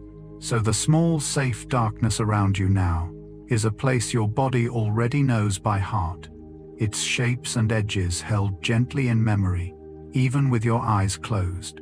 You need reach for nothing tonight. You may simply rest in that familiar, well-known dark, trusting the map your body has quietly kept, and let sleep find you exactly where you lie. Of all your senses, one keeps a lighter watch through the night than the others, growing so quiet in deep sleep that it nearly falls silent altogether. While your hearing stays faithfully on guard, your sense of smell mostly steps back, dimming so far that many scents which would rouse you by day drift past entirely unnoticed as you sleep. This is a curious quiet in an otherwise watchful body. Sound can still wake you, a touch can still stir you, but smell in the depths of sleep loses much of its power to reach you, letting aromas come and go without breaking your rest. The senses themselves have not stopped, but the sleeping brain attends to them far less, letting scent slip quietly by. This is why smell is a poor sentinel in the night, and why other warnings are needed to rouse a sleeper. The nose alone cannot be relied upon to wake you. Your sleeping mind has, in a sense, chosen to let the world of scent go for a while. There is a kind of permission in this, a sense that the night is a time when even a faithful sense may be allowed to rest its long day of sampling the air laid gently down. So, as you settle towards sleep tonight, your sense of smell is already beginning its own descent, quieting, stepping back, releasing its hold on the air around you. It has kept its watch all day, and now it too may rest. You can let the sense of the room fade softly past your notice, one more sense gently folding inward as the whole of you drifts down toward the deep quiet of sleep. The moving pictures you watch, the flowing motion on any screen, are not truly moving at all. They are made of still images, a rapid string of separate frames, flashed one after another so quickly that your eyes blend them into seamless motion. You have watched countless hours of this gentle illusion, never once seeing the separate pictures beneath the flow. Your vision holds onto each glimpse for a brief moment after it appears, so that when the next frame arrives before the last has faded, the two merge, and a swift enough sequence of stills melts into smooth, continuous movement. Your eyes and brain, unable to keep pace with the rapid flashing, kindly fill the gaps and hand you flowing motion where there is really only a flipbook turning very fast. This is why old films could flicker when their frames came too slowly, and why enough speed erases the flicker into perfect smoothness. There is a threshold above which your senses simply surrender to the illusion and see motion that was never there. It reveals something gentle about vision, that it is not a perfect instant mirror, but a sense that lingers, slightly holds on briefly, and in that small lingering smooths the flickering world into flow. So much of what looks continuous to you is really your own kind eyes blending and softening a world that arrives in pieces. And tonight, as your eyes slow and grow heavy, even the steady world begins to blur gently at its edges. The sharp made soft, the separate made seamless. You may let that gentle blurring deepen, let the edges of everything soften and merge, and drift down into the smooth dark of sleep. Anyone caught out by a fiery mouthful knows the desperate reach for water, and knows too how little it helps the burn only seems to spread. But a sip of milk brings real cooling relief, quieting the fire where water fails. There is a simple reason milk succeeds where water cannot, and it lies in the nature of the fiery substance itself. The compound that makes chili burn does not dissolve in water. It clings instead to oils and fats. So a mouthful of water merely pushes it around, spreading the heat without carrying it away, leaving the fire much as it was. Milk, however, is rich in fat, and it holds a gentle substance that helps lift that fiery compound from the surfaces of your mouth and wash it clear. The fat surrounds the burning molecules and carries them off, and the burn genuinely eases. This is why milk, cream, and other rich fatty things soothe a spicy mouth so much better than water ever could, and why cultures with fiery cooking so often serve a cooling dairy alongside. They learned long ago what quiets the flame. There is a quiet satisfaction in knowing the true remedy, in reaching for the thing that actually helps, rather than the thing that seems obvious. So the fire of spice, however sharp, was always answerable to a gentle, creamy calm, a small comfort matched precisely to the burn. And tonight, with no fire to quiet and no heat to soothe, you can simply rest in your own quiet coolness, needing no remedy at all, wrapped in a calm as soft and settling as that first soothing sip. There is nothing to put out tonight, only stillness to sink into. Think of the particular comfort of a slow, soft stroke along the arm, a soothing caress, the gentle touch of someone who cares for you. It feels different from ordinary touch, warmer, somehow kinder, and this is no mere fancy.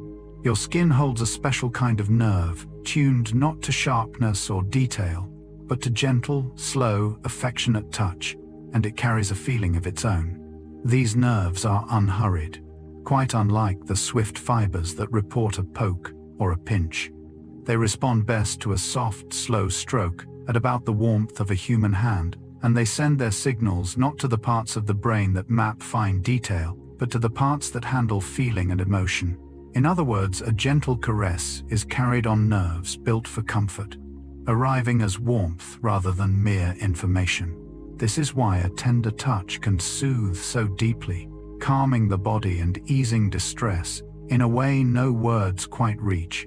It speaks straight to the feeling heart of you, along wires made for exactly that purpose. It is a remarkable thing to learn that your body has a dedicated pathway for kindness, a set of nerves whose whole purpose is to let gentleness be felt as gentleness. So every soft touch of comfort you have ever received traveled these tender, unhurried wires straight to the part of you that feels safe and loved. And tonight, even the gentle press of the covers, the soft warmth against your skin, whispers faintly along those same kind pathways. You are being held gently by the world itself, and you may let that quiet tenderness settle over you as you drift towards sleep. Here is a small, everyday puzzle you may have lived without ever questioning why. When searching hard for something or easing into a tight parking space, do people reach over and turn down the music? The sound was not in the eyes. Way. And yet the instinct is real and widely shared, and it reveals something quiet about how your attention works. Your attention is not a bottomless well. Though your senses gather far more than you can consciously hold, the mind can truly attend to only so much at once, drawing from a shared pool of focus. When a task grows, demanding reading, a difficult sign, judging a narrow gap, the mind wants all its attention for the seeing and the thinking, and so it clears away the competing draw of the sound. Lowering the music frees up the focus the hard moment needs. This is why noise makes concentration harder, and why quiet so often helps you think you are giving your single pool of attention to one thing rather than splitting it. The senses may run in parallel, but attention in the end is one. There is a gentle honesty in it, this small confession that you cannot fully attend to everything at once, that focus is a limited and precious thing to be spent with care. So when the world asks much of you, quiet helps you meet it. And when the world asks nothing at all, as now quiet becomes something even sweeter rest. Tonight, there is no hard task, no narrow gap, nothing that needs your focus. You may let your attention loosen entirely, spend it on nothing, and let the gentle quiet carry all your gathered focus softly down into sleep. That clean, earthy smell rising from dry ground when the first rain falls after a spell of dry weather, you have surely breathed it in and felt something lift in you. It is one of the most loved smells there is, and it carries its own name, petrichor, the scent of rain upon thirsty earth. The smell comes from a quiet gathering that happens during dry days. Certain tiny living things in the soil release a particular substance as the ground dries and it settles into the dust and stone. When rain finally arrives, its drops strike the dry ground and fling countless tiny particles of that scent up into the air, where the freshened breeze carries them to you. What you smell is the earth's long dryness meeting water at last, lifted skyward by the falling rain. This is why the scent is strongest after a dry stretch, and why it fades in weather that is often wet. The smell needs the long dryness to gather before the rain can release it. It is, in a sense, the fragrance of relief. Many people feel a deep, wordless pleasure at this smell, a calm that some believe reaches back to our ancestors for whom rain after drought meant life renewed. Perhaps you carry a little of that ancient gladness too. So the smell of rain is the earth breathing out its relief, a scent of thirst finally answered. And tonight, whether or not any rain is falling near you, you can hold that gentle idea close, the deep settling ease of something long awaited, finally arriving of relief, washing softly over dryness as rest now washes gently over you. If your eyes have ever felt dry and tired after a long stretch of looking at a screen, there is a simple reason, and it is one you can feel for yourself. When you stare at something that holds your attention closely, you blink far less often than you should, sometimes less than half your usual rate. And without those regular blinks to refresh them, your eyes slowly grow dry. Each ordinary blink sweeps a fresh film of moisture across the surface of the eye, keeping it smooth, clear, and comfortable. But deep concentration quietly steals your blinking away. Caught up in what you are watching, you simply forget to blink as often, and the moisture is not renewed, and the surface begins to dry and tire. Your eyes were asking for a rest you did not know to give. This is why looking away now and then, and blinking fully and gently brings such relief to tired eyes. You are letting them refresh themselves as they were meant to. A few slow, deliberate blinks can soothe the whole afternoon's strain. There is a quiet lesson in it, about how deep attention can make you forget the needs of your own body, until it gently reminds you. So the simplest, kindest thing you can do for tired eyes is to close them fully and let them rest, and that tonight is exactly what lies before you. No screen now, nothing to stare at, nothing to hold your gaze. You may let your eyes close completely, let them flood with their own soft moisture, and rest at last in the dark, refreshed and untroubled as sleep draws near. Climbing a familiar staircase in the dark, you rarely look at your feet. You simply rise, step after step, trusting each to land true, and it does. This small nightly feat leans on that quiet sense of where your body is joined, to a remembered map of the stairs themselves, guiding you upward without a single glance. Your body knows at every moment the exact position of your legs and feet through that hidden network of position sensors woven through your muscles and joints.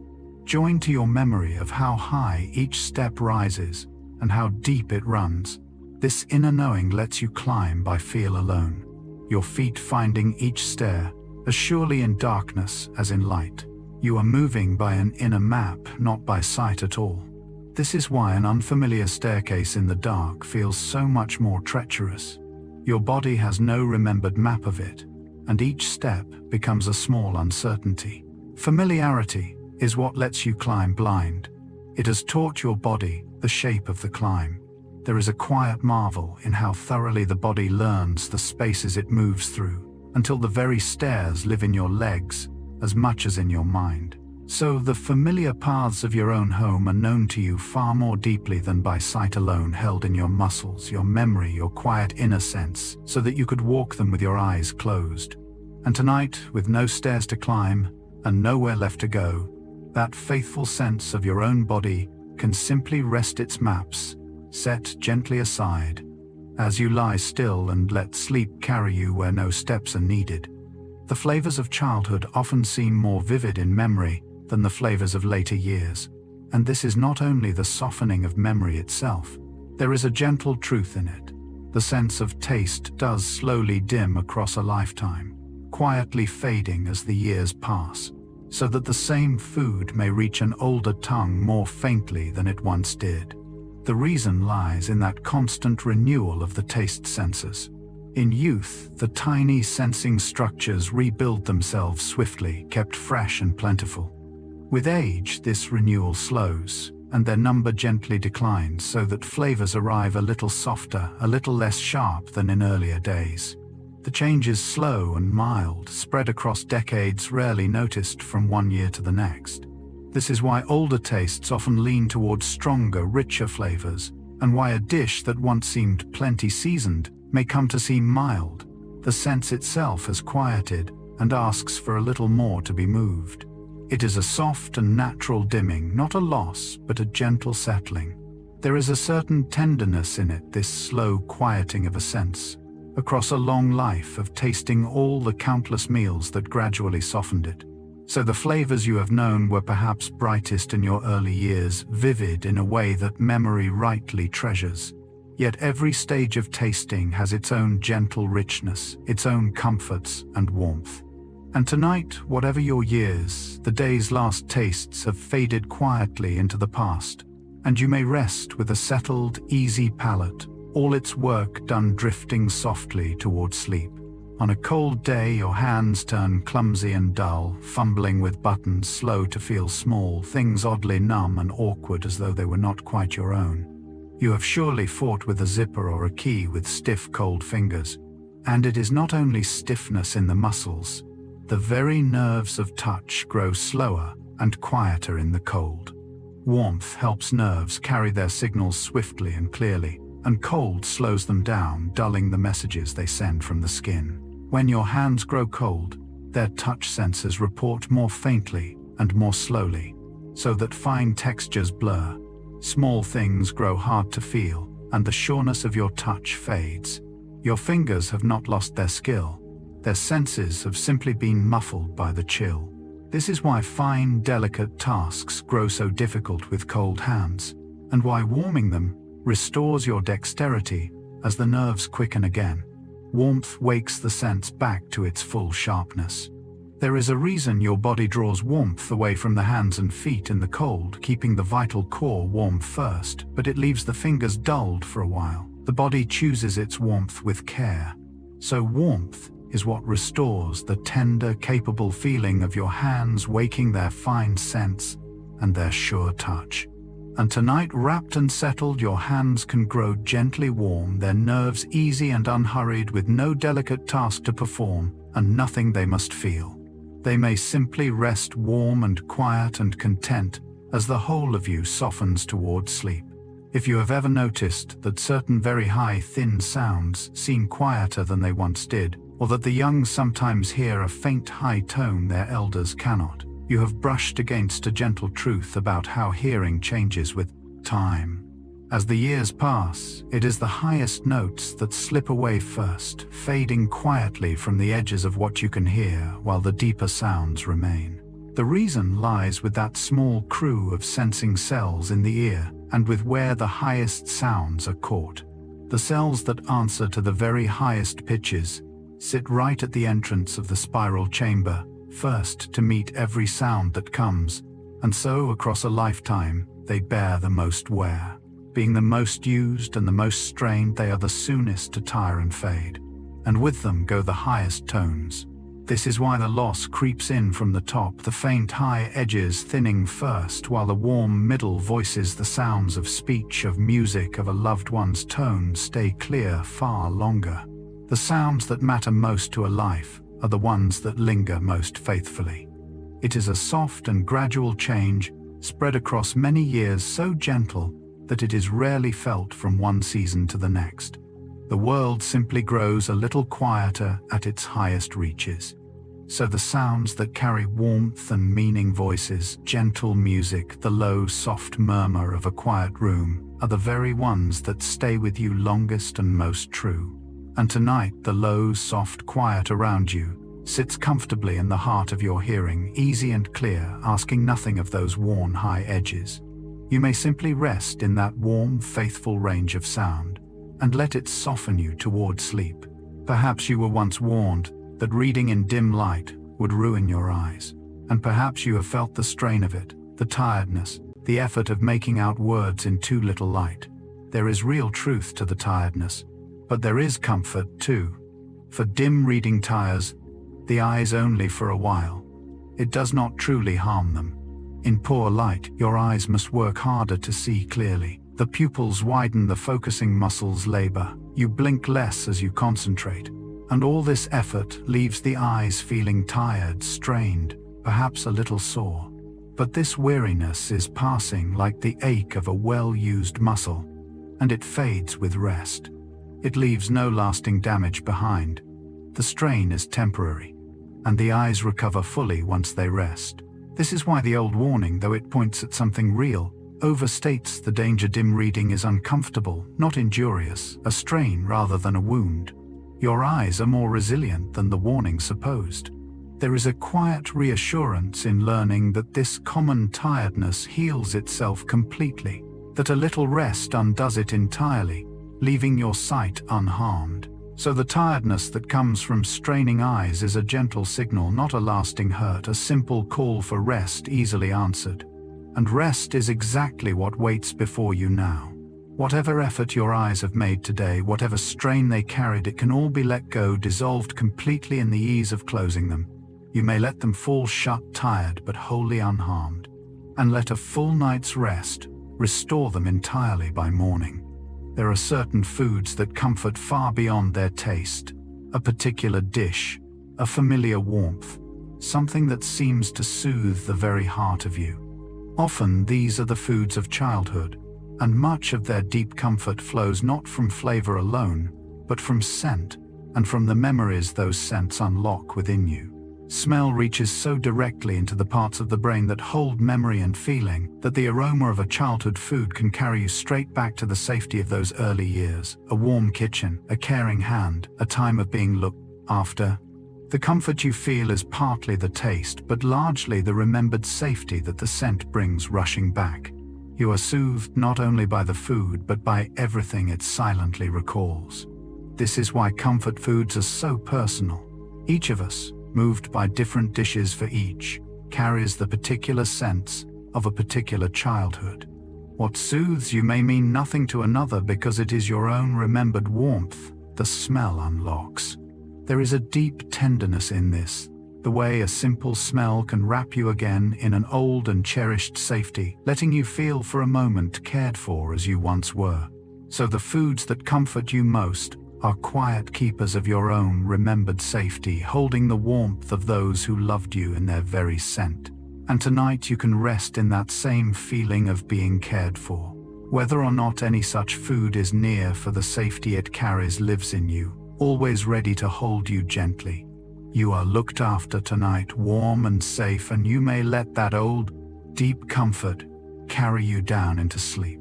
The deep sighing ease that settles over you in a warm bath is more than mere pleasure. It is your body genuinely letting go, muscles loosening, and the busy nerves of the skin growing quiet in the gentle heat. There is real physical calming in that warmth, working on you in more ways than one. The heat of the water relaxes the muscles, directly easing their tension and softening the tightness the day has gathered in them. At the same time, the steady, all-over warmth soothes the touch nerves of the skin, giving them a gentle, even sensation to rest in rather than the sharp and shifting touches of the day. And as warmth rises to the skin's surface, the body afterward cools a little from within, a cooling that quietly signals the approach of sleep. Warmth, then rest, then the drift toward slumber. This is why a warm bath before bed helps so many people sleep, and why the drowsiness so often comes not in the water, but a little while after, as the body gently cools. The warmth prepares the way, and the cooling opens the door. There is a quiet wisdom in this old comfort, the way simple warmth can loosen a whole day's tension from muscle and nerve alike. So the soothing of warmth is one of the body's oldest and truest paths toward rest, easing muscle and quieting skin, and gently ushering in sleep. And tonight, whether or not you have bathed, you can call that same warmth to mind and let it settle over you, a gentle, all-over warmth, loosening every muscle, quieting every nerve, wrapping you softly as you sink toward sleep. There is a particular comfort in a heavy blanket, a sense of being gently held that soothes in a way lightness cannot. This is no mere fancy. Steady, even pressure across the body genuinely calms the nervous system, quieting its restlessness and easing the body toward rest, and many people find deep comfort in it. The gentle all-over weight seems to speak to the body in the language of being held, of being safely enclosed, and the nervous system answers by settling. The racing quiets, the tension eases, a sense of security rises. It is akin to the calm a firm, reassuring embrace can bring, translated into the steady weight of a blanket resting evenly upon you. The pressure says in its wordless way that you are held, and the body believes it. This is why so many find a heavier covering more soothing than a light one, and why the feeling of being gently enclosed can ease an anxious mind toward calm. The body has always found comfort in being held. There is something deeply human in this, a comfort that reaches back perhaps to the safe enclosure of being swaddled as an infant, held close and secure against the world. So the simple comfort of a gentle weight is the body's old language of safety, spoken in soft pressure and answered in calm. And tonight, whatever covers you, you can feel the gentle weight of them as a kind of quiet, holding the soft, even press of the blankets, telling your body wordlessly that you are safe, that you are held, that you may let go now. Let that gentle pressure settle you and carry you down into sleep. Among all the world's smells, a few have long been reached for when calm is wanted, and lavender is perhaps the most beloved of these. Its soft, clean scent, widely linked with relaxation and rest, welcomed into countless bedrooms at the close of the day. There is a long and gentle tradition behind this, and some quiet reason too. Because smell reaches so directly into the parts of the brain that hold feeling and calm, certain scents seem able to ease the body and settle the mind, and lavender has gathered this reputation across generations and cultures. Many people find that its aroma helps them feel calmer, softer, more ready for sleep, the smell itself becoming a gentle signal that it is time to rest. Whether by its nature or by long association, it has become a fragrance of peace. This is why lavender so often appears where rest is sought, tucked near pillows, breathed in at day's end, its scent a quiet companion to sleep. It has become for many the very smell of winding down. There is a soft wisdom in surrounding yourself with a scent that calms you, letting smell do part of the gentle work of easing you toward rest. So, a calming scent can be a quiet friend at the edge of sleep, whispering to the oldest parts of you that it is safe now to let go. And tonight, whatever gentle scent surrounds you, or even the plain, clean smell of the quiet air, you can let it become that soft signal of peace. A wordless reminder breathed in, slow and easy, that the day is done, that all is calm, that you may drift now gently down into sleep. As evening deepens and the light around you softens to a warm and gentle glow, something quiet shifts within you, a message reaching the brain that the day is ending, that night has come, that rest is near. Your body reads the light itself as a kind of clock, and dim, warm light tells it gently that it is time to prepare for sleep. Deep within the eye lie special light sensors, apart from those that give you sight, whose task is to read the brightness and color of the light and report the hour of the day to the brain. Bright, cool light says day and keeps you wakeful. Dim, warm light says evening and begins to usher in the body's slow turn towards sleep. As the light softens and warms toward night, these quiet sensors pass the word along, and the body starts unbidden to ready itself for rest. This is why a warm, dim room in the evening feels so soothing and sleep-inviting, and why soft golden light calms you as the harsh brightness of midday never could. Your body is reading the light and answering it. There is a deep and ancient rightness in this, a body still tuned to the turning of day into night, still reading the fading light as its ancestors always did. So the soft, warm dimness around you now is speaking gently to the oldest rhythms in you, telling them that night has truly come. You need do nothing, but let the message be received. Let the gentle darkness deepen, let the warm dimness settle over you, and let your body follow the fading light down its natural path towards sleep. Of all the quiet powers you carry, one of the gentlest and most reliable is this. A slow, full breath drawn deep and let go softly can tell your whole body to relax. In the simple act of breathing slowly, you hold a key to your own calm, always with you, always ready. Your breath and your inner state are woven closely together, speaking to each other in both directions. A quick, shallow breath can accompany worry and tension, but a slow, deep, unhurried breath sends the opposite message inward, a signal of safety, of ease, of no danger, near, and the body answers by settling the heart, slowing the muscles, softening. A quiet calm spreading through you. By breathing slowly, you gently ask your body to be calm, and it listens. This is why slow breathing soothes a racing heart and eases an anxious mind, and why it is reached for so often when calm is needed. It is the one part of this quiet inner machinery you can guide directly by choice. Through the breath, you can speak to the body in its own language. There is a deep gift in this, that so simple and constant a thing as your own breathing can be a doorway to calm whenever you need it. So your breath is a gentle bridge to your own peace, always there, asking only to be slowed. And tonight, you need not even guide it, you may simply notice it, rising and falling, slow and soft and easy, already carrying its quiet message of safety through every part of you. Let each slow breath settle you a little deeper, and let the next and the next breathe you gently down into sleep. There is a reason so many people drift off more easily, to the hush of a fan, the patter of rain, or a low and steady murmur of sound. A soft, even sound can smooth away the sharp edges of the world and gently carry you towards sleep. It works not by adding to the quiet, but by evening it out, and the ease it brings is real. In a silent room, every small unexpected noise stands out sharply. A creak, a distant car, a sudden click, and each can tug at the listening mind and pull you back from the edge of sleep.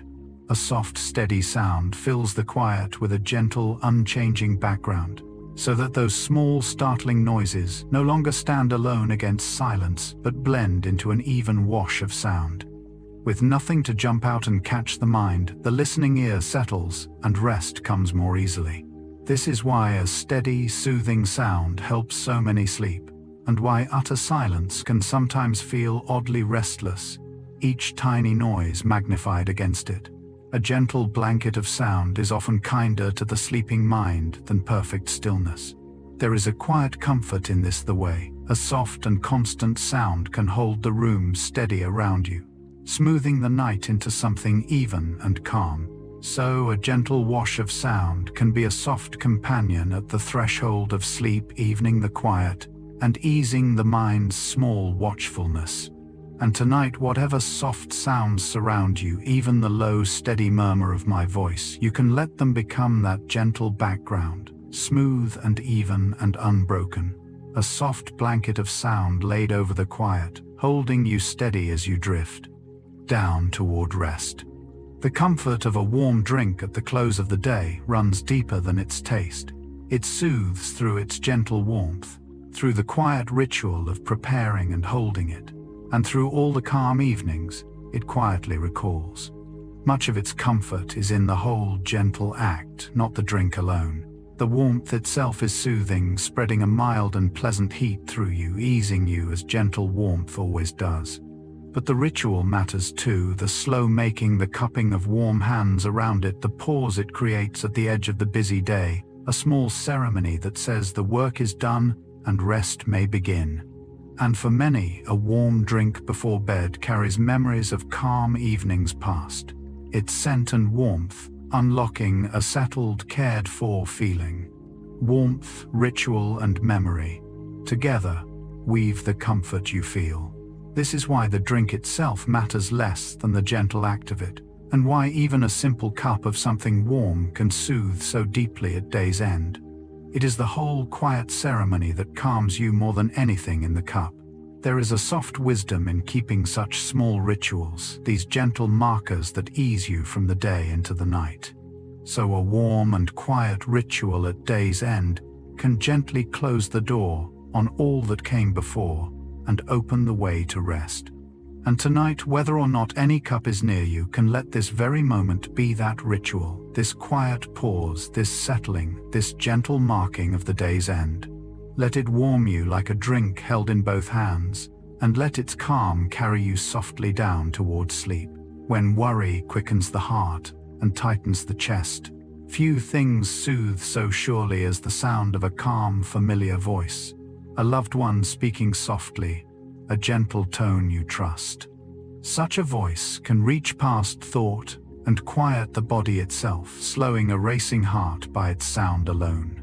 The comfort is real and it runs deep. Your hearing is closely tied to the parts of you that feel safe or afraid, and a calm, familiar voice speaks straight to them, its gentle sound and trusted warmth, telling the body wordlessly that all is well. The body answers, the heart eases, the breath slows, the tension softens, soothed not so much by the words as by the calm and the familiarity of the voice carrying them. A trusted voice can settle you before you have even taken in what it said. This is why a loved one's gentle voice can calm you, even from afar, even over a distance, its mere sound a comfort, and why a soothing tone reaches a frightened child before any meaning could. The voice itself is the balm. There is a deep tenderness in this, the way the sound of someone who cares for you can quiet the very beating of your heart. So a gentle, trusted voice is one of the oldest comforts there is, soothing the body straight through the ear. And tonight, the soft and steady voice speaking to you now can be that quiet comfort, an even unhurried sound, with nothing to ask of you, only to soothe. Let it settle your breath, ease your heart, and carry you gently word by soft word down toward sleep. The deep comfort of a warm embrace, a held hand, a gentle closeness with someone dear is more than feeling. It stirs the body's own chemistry toward calm. Gentle, caring contact releases within you a quiet substance that eases stress and softens tension, so that the comfort of touch reaches all the way to your inner chemistry. When you are held with warmth or share a tender closeness, The body responds by releasing this calming substance into you, and it works to quiet stress, soften the body's alarms, and deepen a sense of trust and ease. This is part of why a warm embrace can feel so deeply soothing, why closeness with someone you trust settles you so completely.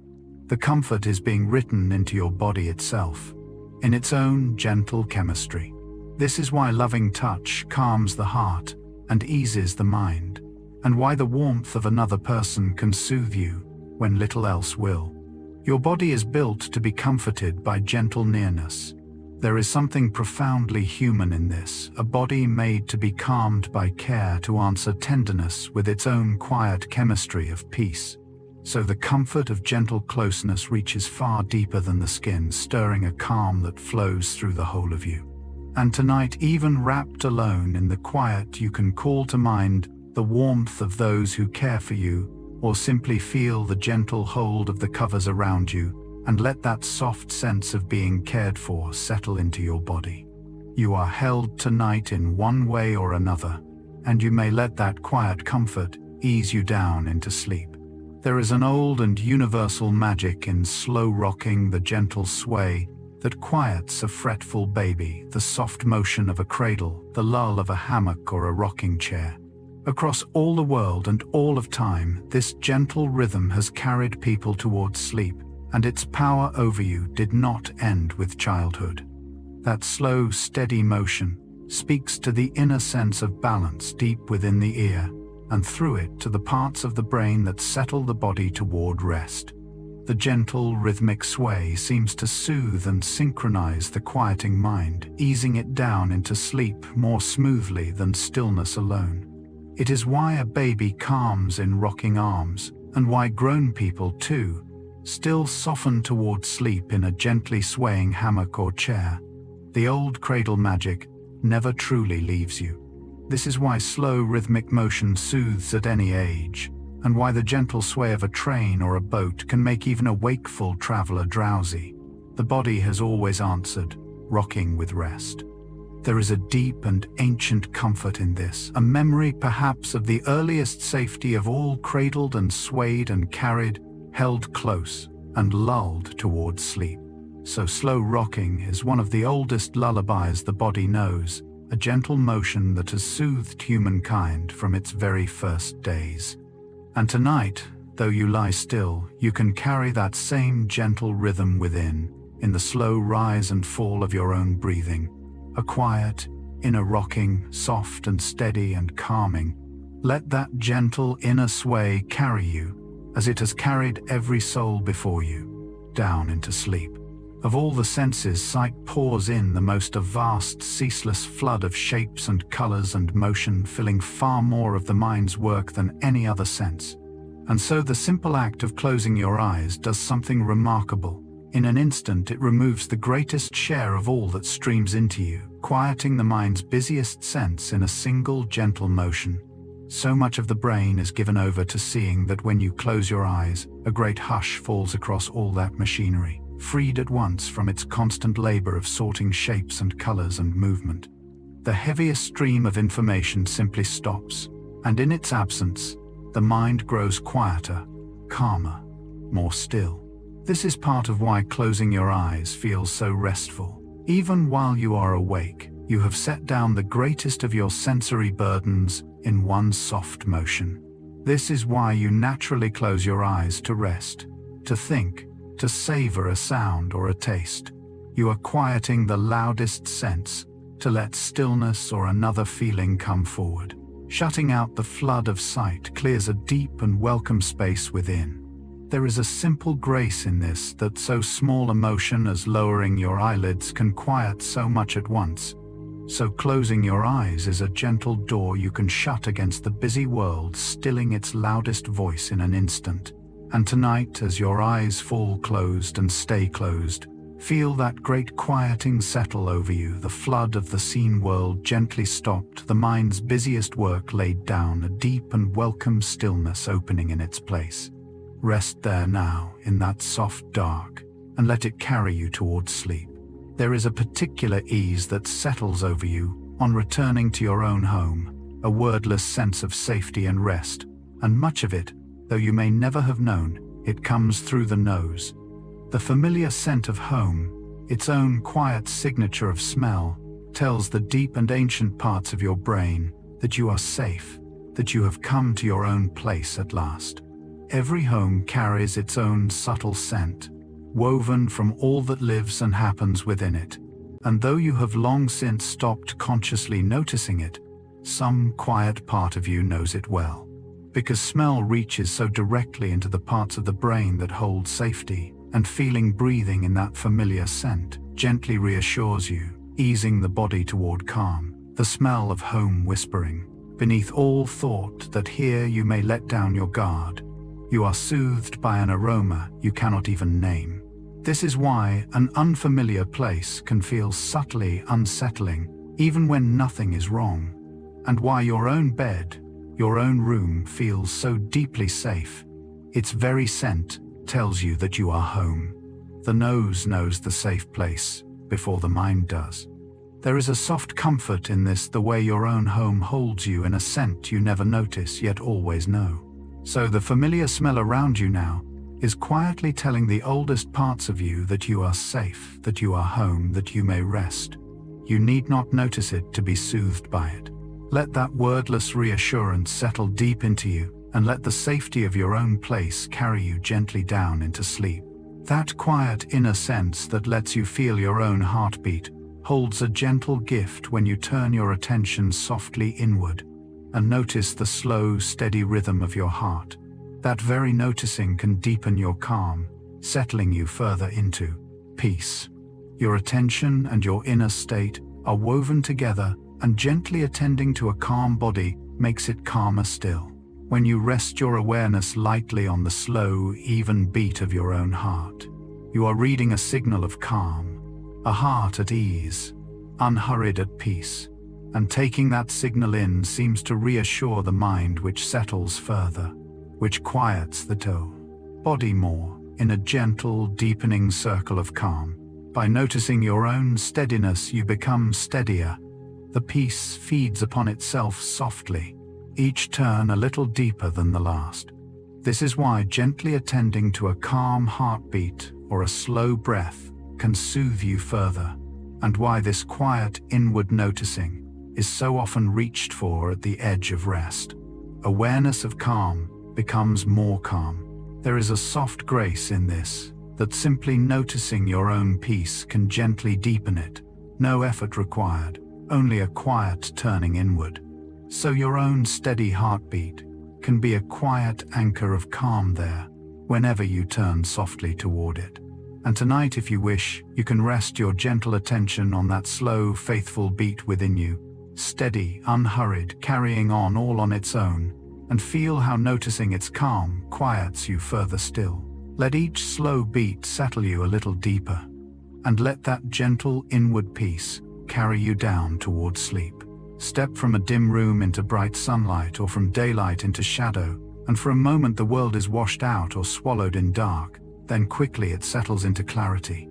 Your eye has adjusted, tuning itself to the light much as a camera does, and it performs this quiet adjustment countless times a day without ever asking your notice. At the front of the eye sits a small round opening that widens and narrows to control how much light gets in, growing large in dimness to gather every faint ray, shrinking in brightness to guard against the glare.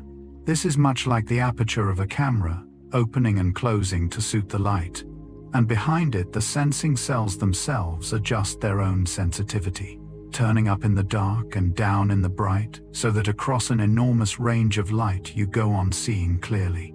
The eye tunes itself moment by moment to whatever the world offers. This is why bright light makes you squint as the opening narrows, and why a dark room slowly reveals itself as everything opens wide again. Your eyes are forever adjusting, matching themselves to the light around you. There is a quiet marvel in an instrument that tunes itself so smoothly you never feel the tuning, always handing you a clear and settled view. So the softening light of evening asks your eyes to open gently wider, welcoming the gathering dimness. And tonight, as the last light fades and you close your eyes upon it all, That patient tuning can finally cease. No light left to adjust, to nothing to match, only the easy dark and rest. Sometimes a single memory holds more than one sense, woven together, a song that plays, a meal that was shared, a warmth in the air, all bound so tightly that recalling one can bring the others rushing back.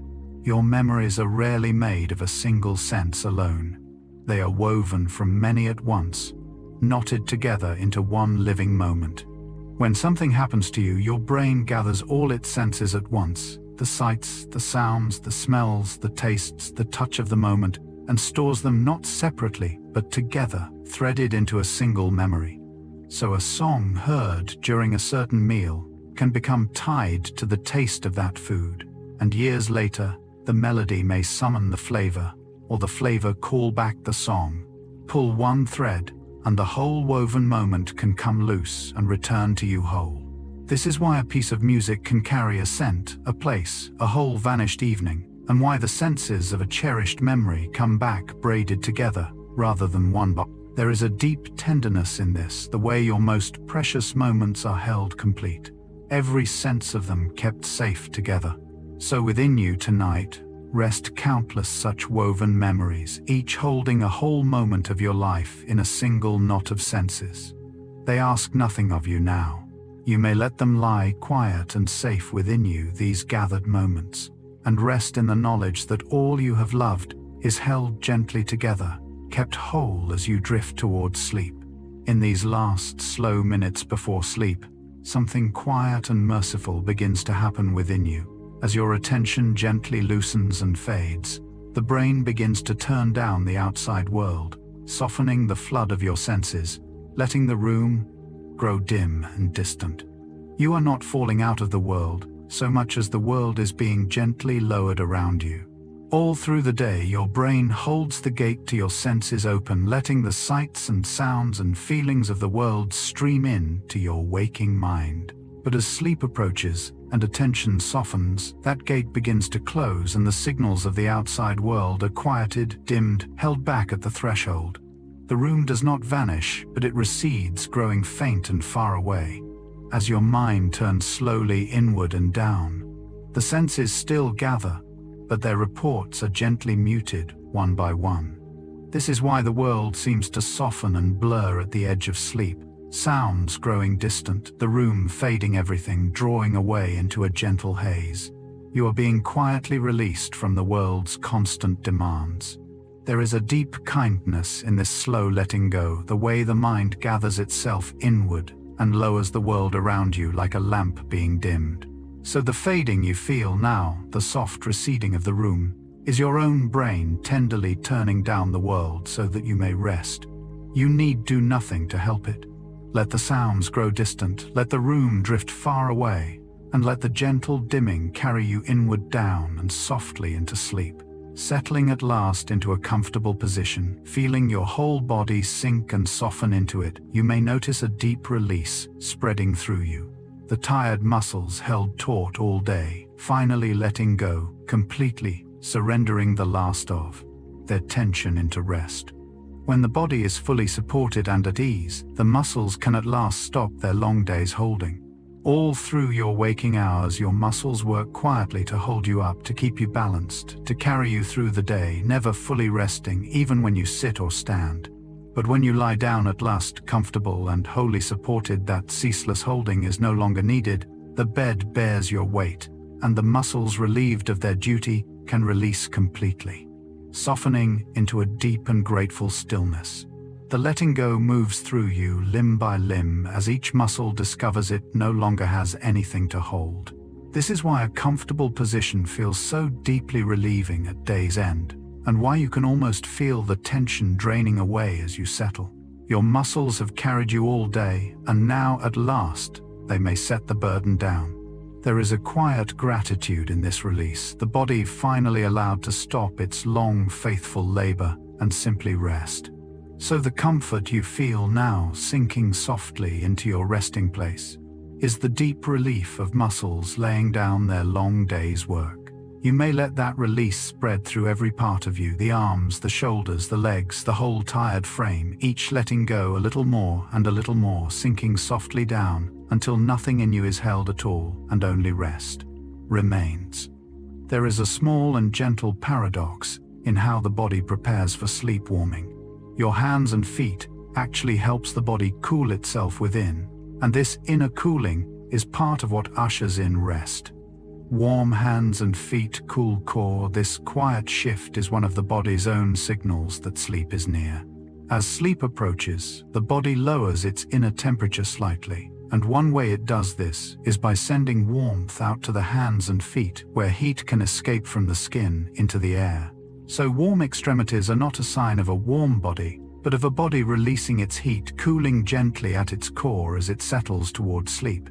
This is why warming your feet with soft socks, or simply the warmth of the bed, can actually help you fall asleep, encouraging that release of heat and the inner cooling that follows. Warmth at the edges opens the way to coolness within, and coolness within opens the way to sleep. This is why cold feet can keep you awake, holding the heat in and delaying the cooling, and why warm feet so often help you drift off. Your body is quietly lowering its own temperature to let sleep come. There is a soft wisdom in this gentle rearranging of warmth, the body tuning itself toward rest. So the pleasant warmth of your hands and feet, now tucked and cozy in the bed, is quietly helping your body cool and settle toward sleep. You need do nothing but let it happen. Let your hands and feet grow warm and easy, let your body cool gently within, and let that quiet inner shift carry you softly down into sleep. Close your eyes in the dark, rest a while, and gaze softly into the blackness behind your eyelids. And you may notice it is not truly black at all. Faint clouds of color drift and shift there, soft glimmers and slow-moving shapes appearing on their own, a quiet, private light show that belongs to you alone. This gentle drifting is a natural thing, and it has kept you company on the edge of sleep all your life.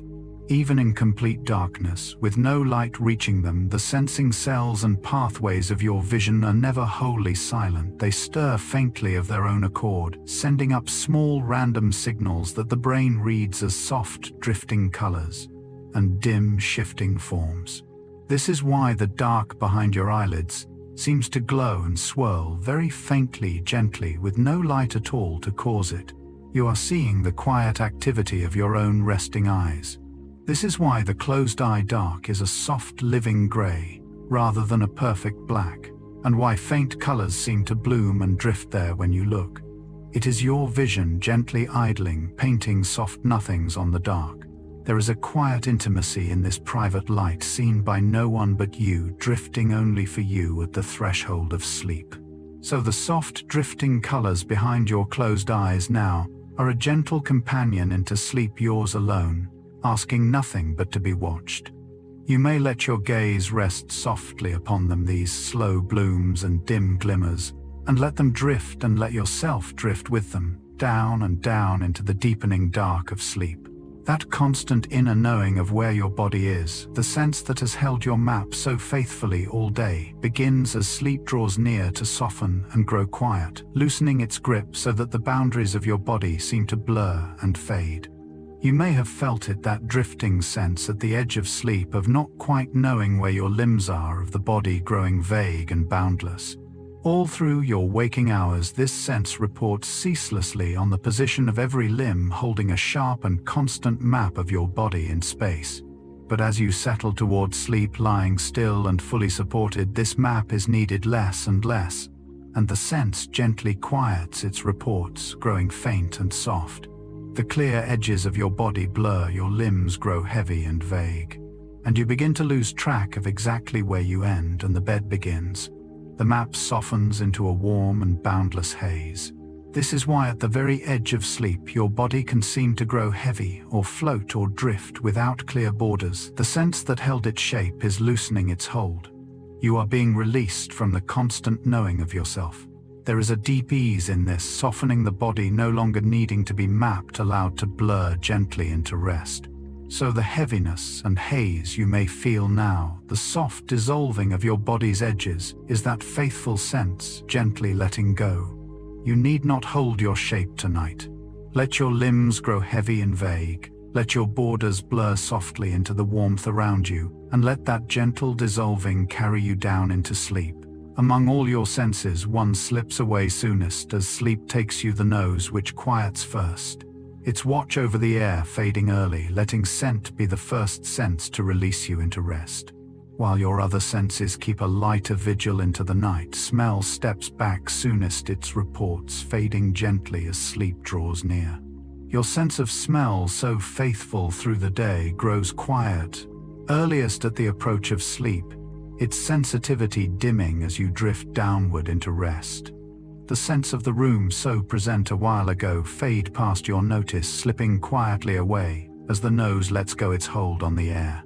It is a gentle, early leave-taking.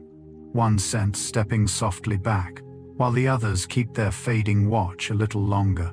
The world of scent recedes first, dissolving quietly into the deepening dark. This is why the last thing you notice as you fall asleep is rarely a smell, the nose having already grown still and quiet. Scent has slipped away ahead of the others, releasing you first into the peace of sleep.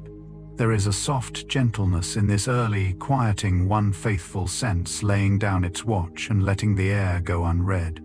So the calm scent around you now is already slipping softly away the nose, growing still, letting go its gentle hold. You need not follow it or hold it near. Let the world of scent recede first, into the dark, one quiet sense releasing you, easing you a little further down the soft slope towards sleep, where even the air is left gently unread. The skin, that vast and faithful border that has felt the world against you all day long, begins as you settle towards sleep to lower its watch, growing calmer and less alert, letting the countless touches of the world fade softly into the background. The busy sensing surface that reported every contact through the day now grows quiet, easing its vigil as you sink toward rest. All day your skin has kept its watch alive to every touch and texture, every warmth and pressure, the great border between you and the world, reporting ceaselessly inward. But as you lie still and safe, wrapped, warm and supported, there is little left for it to report. No new textures, no shifting touches, only the steady, unchanging comfort of the covers and the bed. And so the skin's watch gently lowers its sensing, softening the constant hum of touch, fading into a quiet, even background you no longer notice. The border relaxes, its long guard eased at last. This is why, settled and still, you stop feeling the covers upon you, the sheets beneath you, the whole soft weight of your resting. The skin has quieted and lets the steady touch fade from your notice. There is nothing new to feel, and so it feels almost nothing at all. There is a deep calm in this lowering of the watch, the body's great border allowed to soften and rest. So the gentle touch of the bed around you now is already fading softly from your notice, the skin easing its long watch, growing quiet and calm. You feel nothing tonight. Let the steady comfort fade into the background, let the skin lower its guard, and let that quiet easing carry you gently down into sleep. Of all your senses, one is thought to keep its watch the longest, staying faithful to the very edge of sleep, and beyond hearing believed to be the last of the senses to fade, holding on gently, while the others have quieted, keeping a soft and final vigil as you drift away. When smell has slipped off and the skin has stilled and the body's map has blurred, hearing lingers, quiet and faithful, at your side. Your ears, which have no lids to close and never truly rest, keep their gentle listening, even as sleep gathers you in, remaining open to the world, when your other senses have long since softened and stepped back. This is why a quiet voice or a soft sound can reach you at the very threshold of sleep, and why hearing is thought to stay with you longest, the last faithful sense keeping watch as you go. It is a gentle guardian at the gate of sleep, staying awake a little longer so that you may safely let go, This is why soft, calm sounds are such kind companions into sleep, meeting the last sense, still listening, easing you gently down. Hearing holds the door, while the rest of you slips through. There is a deep tenderness in this last faithful watch, one sense staying gently awake to see you safely into rest. So the soft sound around you, now the quiet murmur that reaches your lingering ears, will keep its gentle watch as everything else in you grows still. You may let all your other senses fade one by one, and trust this last one to hold the quiet for you. Let it keep its soft vigil as you drift carried down at last gently into sleep. Feel the gentle warmth gathered around you now, wrapping you softly where you lie. That warmth is doing more than easing your body. It is speaking to the oldest part of you, the part that has always known warmth as safety, whispering without words, that you are cared for, that you are held, that nothing more is needed tonight. Warmth has meant safety to living things for longer than there have been words for either the warmth of a shelter, of closeness, of a safe and gathered place. And so deep beneath thought, your body reads the warmth around you as a sign that all is well, and it answers by softening, by loosening, by letting go the last of its holding. There is nothing to guard against in the warmth. There is only the quiet message received in the body itself that you have arrived somewhere safe. You are safe now. The warmth around you says so, and your body believes it, and you may believe it too. So let that gentle warmth settle over you like a soft and certain kindness. You need do nothing to earn it, and nothing to keep it.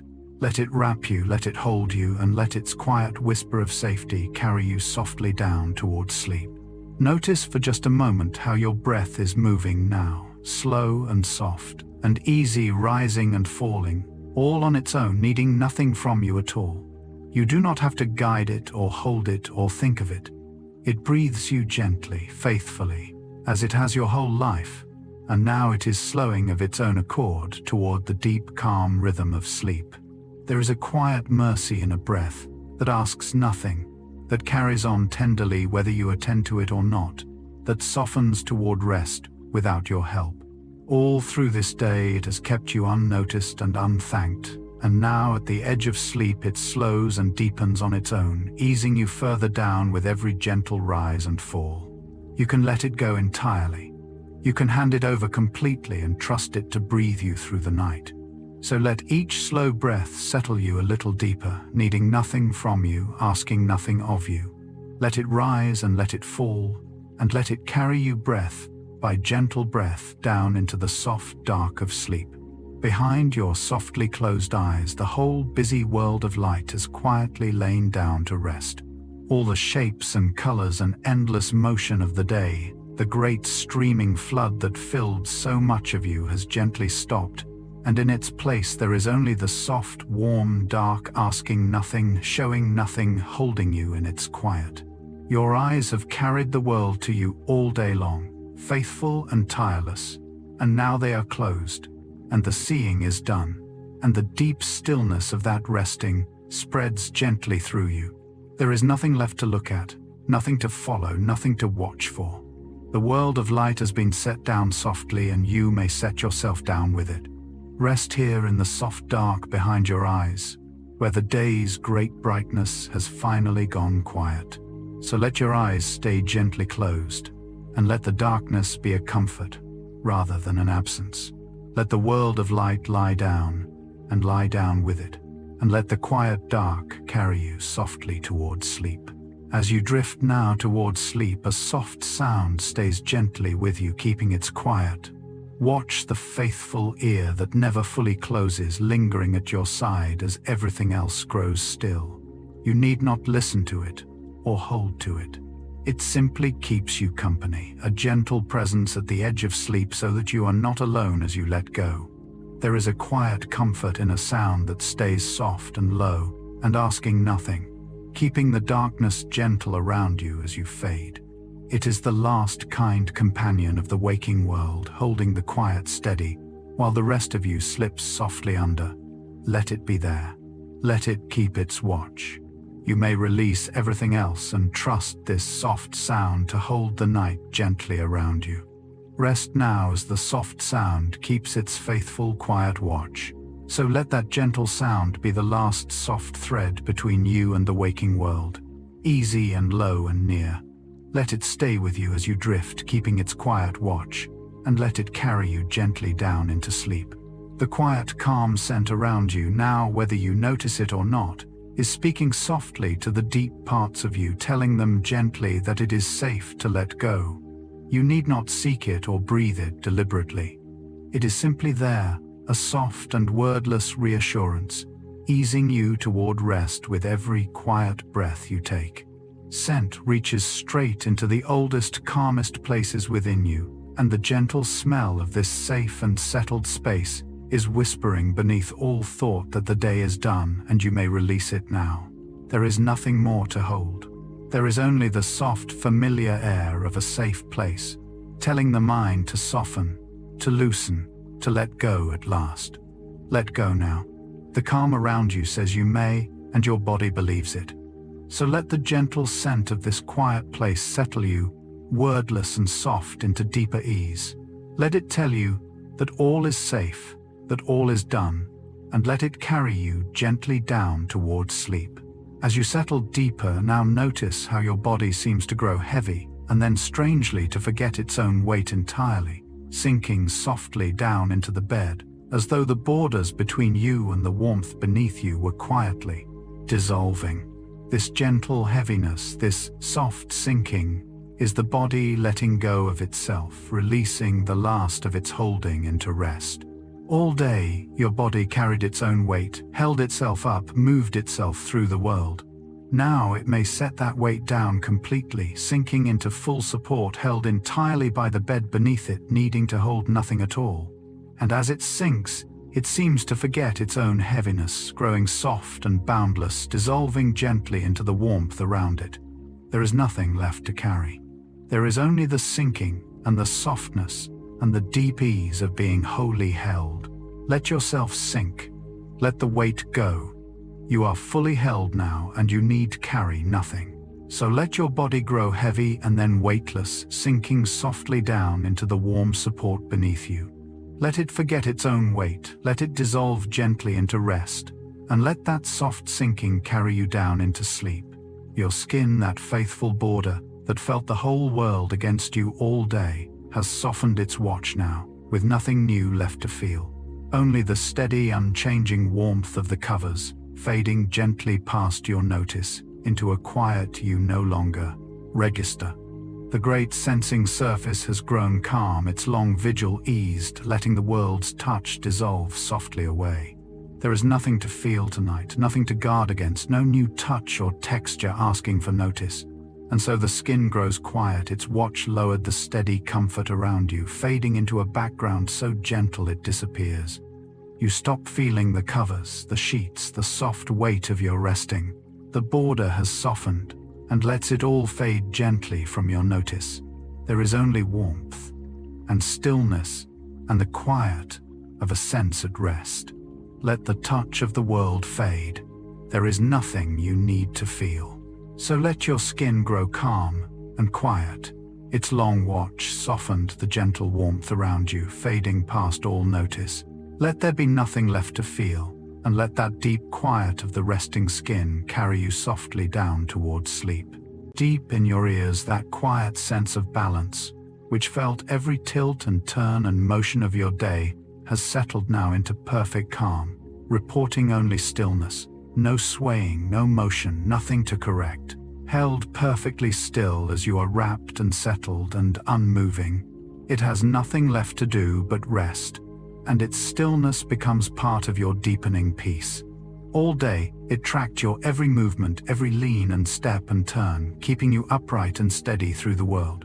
Now lying wholly still, you have given it the deepest rest. There is no motion at all, only calm, only the perfect quiet of a body come fully to rest. And it settles into that stillness, gratefully reporting nothing, correcting nothing, at peace. There is no up to find, no balance to keep, only the deep calm of lying still. Be still now, and let even this quiet sense come to rest. So let your body lie perfectly still, and let that deep sense of balance settle into its own calm, with nothing left to feel or correct. Let its stillness join your own, and let that perfect quiet carry you gently down towards sleep. Deep within you, your faithful heart is easing now into its slower, gentler rhythm of the night, softening from the pace of the day into the quiet, steady beat of rest. You need not notice it or attend to it. It carries on, all on its own, as it always has, slowing tenderly as sleep draws near, keeping its calm and constant time beneath everything else that quiets within you. There is a deep comfort in that steady beat, unhurried and sure, asking nothing of you, keeping you faithfully through the night, as it has kept you through every night of your life. It slows now toward its restful pace, gentle and even a quiet rhythm at the center of your calm. Let it beat. Let it carry you. You may release everything else and trust this steady heart to keep its faithful time while you sleep. Rest in that slow, sure rhythm, the quiet heartbeat of the night. So let your heart ease into its gentle nighttime beat, slow and steady and calm, keeping its faithful time beneath your rest. Let it carry you quietly and surely down into sleep. And now, at the last, all your senses fold gently inward together. The eyes long closed, the nose grown still, the skin softened, the body's map blurred into warmth, the sense of balance settled into calm and only faithful hearing keeping. Its soft final watch. One by one, they have quieted, laying down their long day's labor, folding inward toward rest, keeping their gentle vigil over you as you sleep. They have carried the whole world to you all your life, these faithful senses, tireless and unthanked, and now they rest, gathered quietly around you, watching over you as you let go at last. There is nothing left for them to do tonight but keep you softly while you sleep. You may release them all and trust them to fold inward and hold the quiet gently around you through the night. Let them rest now, all of them, as you rest. Let every sense grow soft and still and quiet, folding inward, keeping their gentle watch as you drift down at last into the deep and peaceful dark of sleep. Thank you for spending this time here with me. Until next time, good night.